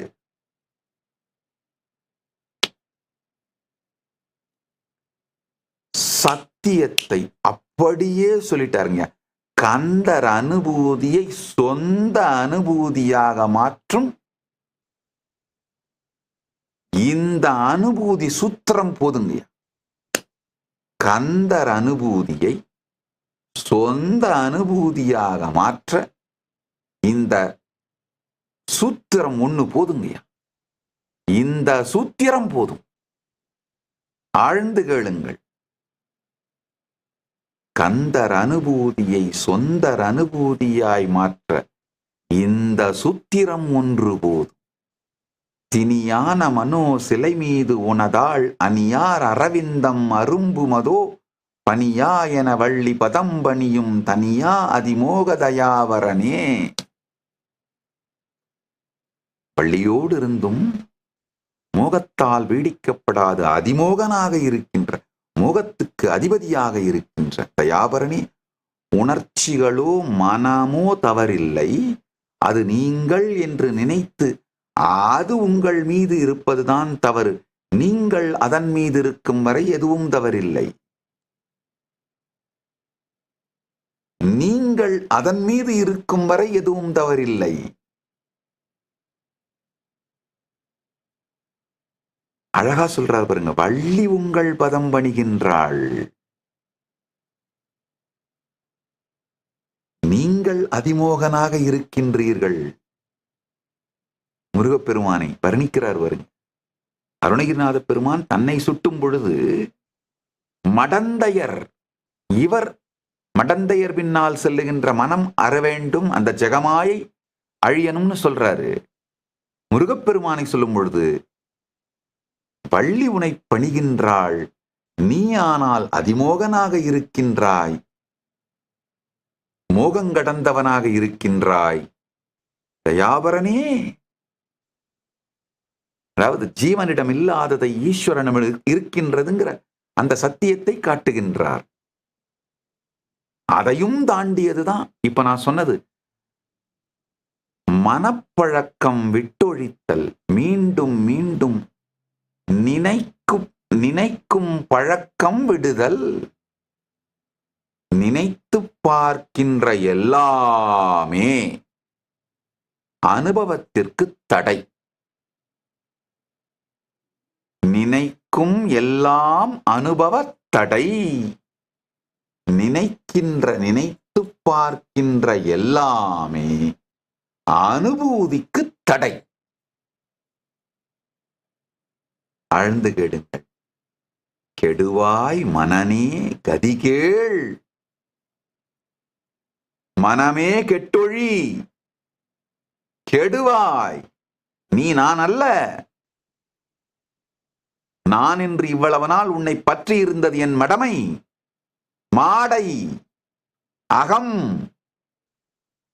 கெடுவாய் மனனே கதிகேள், சத்தியத்தை கேள். கதினா சத்தியம், பரமசத்தியம், பரமகதி, குறிக்கோள், நிலை. கதி கேள். கரவாது இடுவாய், வடிவேல் இறைதாள் நினைவாய், சுடுவாய் நெடுவேதனைதூள் படவே, விடுவாய் விடுவாய் வினையாவையுமே. கரவாது இடுவாய், இந்த வார்த்தைக்கு பல விளக்கங்கள் சொல்லலாம். கேட்காமல் கொடு. ஒரு பிக்ஷை எடுப்பவர் கேட்கறதுக்கு முன்னாடி கொடு அப்படின்ற அர்த்தமும் சொல்லலாம். அது ஒரு தர்மம் அப்படிங்கிற நிலையில கரவாது இடுவாய்னா யாரும் கேட்காமலே இந்த மனத்தை விட்டு விடு. விடு, இடுவாய், இருக்கின்ற அனைத்தையும் இடுவாய். கரவாது இடுவாய், வடிவேல் இறைதாள் நினைவாய், சுடுவாய் நெடுவேதனைதூள் படவே, விடுவாய் விடுவாய் வினையாவையுமே. நினைந்து பார்க்கின்ற பழக்கத்தை விடுவாய். கரவாது இடுவாய் அப்படிங்கிற வார்த்தைக்கு நினைக்கும் பழக்கத்தை விடுவாய். நினைக்கும் பழக்கத்தை விடுவாய். ஆழ்ந்து கேளுங்கள். 12வது பாடலிலே சொல்றார், செம்மான் மகளை திருடும் திருடன், பெம்மான் முருகன் பிறவான் இரவான், சும்மா இரு சொல் அற என்றலுமே, அம்மா பொருள் ஒன்றும் அறிந்திலனே. செம்மான் மகளை திருடும் திருடன், பெம்மான் முருகன் பிறவான் இரவான், சும்மா இரு சொல் அற என்றலுமே, அம்மா பொருள் ஒன்றும் அறிந்திலனே. நல்ல கேளுங்க. நினைக்கும் பழக்கம்தான் அனுபூதிக்கான ஒரே விரோதி. ஜீவனானாலும் ஜெகமானாலும் ஈசனானாலும் ஜீவேஸ்வர ஜெகத் எனும் இந்த மூன்றும், பசுபதி பாசம் எனும் மூன்றும் நினைவு பழக்கமே. நினைவு பழக்கம் விட்டால் பசுபதி பாசம் மூன்றைப் பற்றியும் நினைத்து பார்க்கும் பழக்கம் விட்டால் நினைவு பழக்கம் விட அனுபூதி நிச்சயம். நினைவு பழக்கத்தை விட்டொழித்து சும்மாயிரு சொல்லார.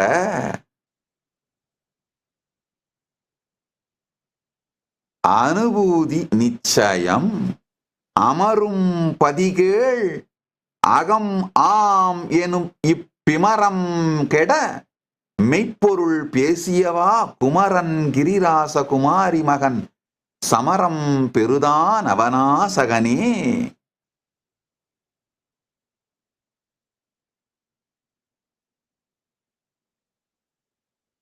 ஒவ்வொரு பாடலுமே அனுபூதி அணுகுண்டு. அதை மட்டும் அப்படியே உள்வாங்கி உட்கார்ந்துருந்தீங்கன்னா போதும். அனுபூதி சத்தியம், அனுபூதி நிச்சயம். அருணகிரிநாத பெருமானுடைய வரலாறு வாழ்க்கையையும் முருகப்பெருமானுடைய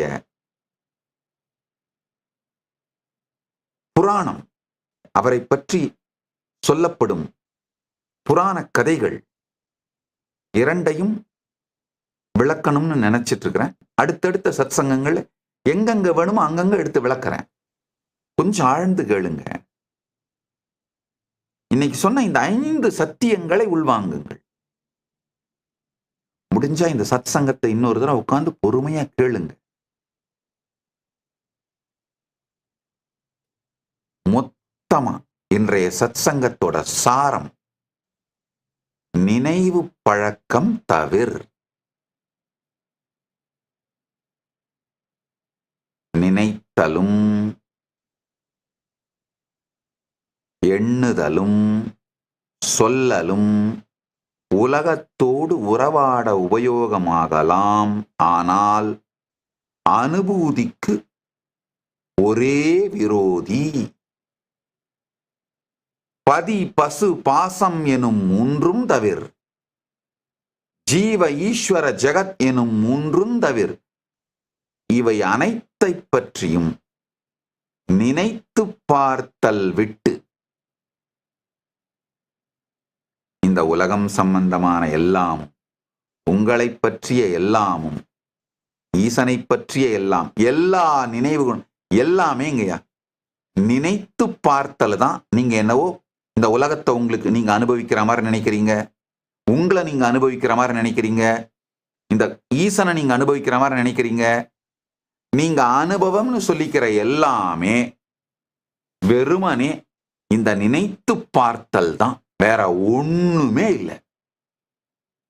நினைத்து பார்க்கும் பழக்கம் விட்டு இரு. சும்மா இரு சொல்லற. இதுதான் இன்றைய சத்சங்கத்தின் சாரம்.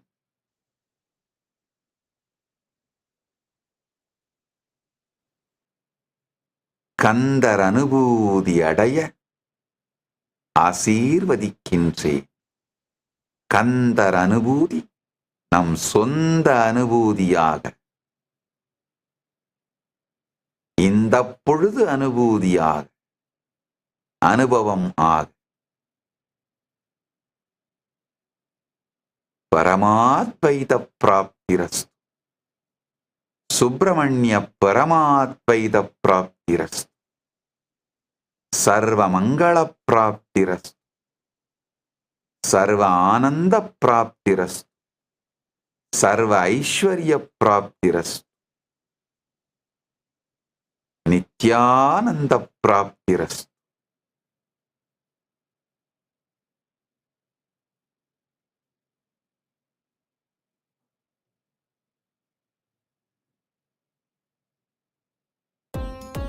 Nityanandam, thank you for watching, and if you found the video enlightening, please give it a like, share it with your loved ones, and subscribe to stay connected with us.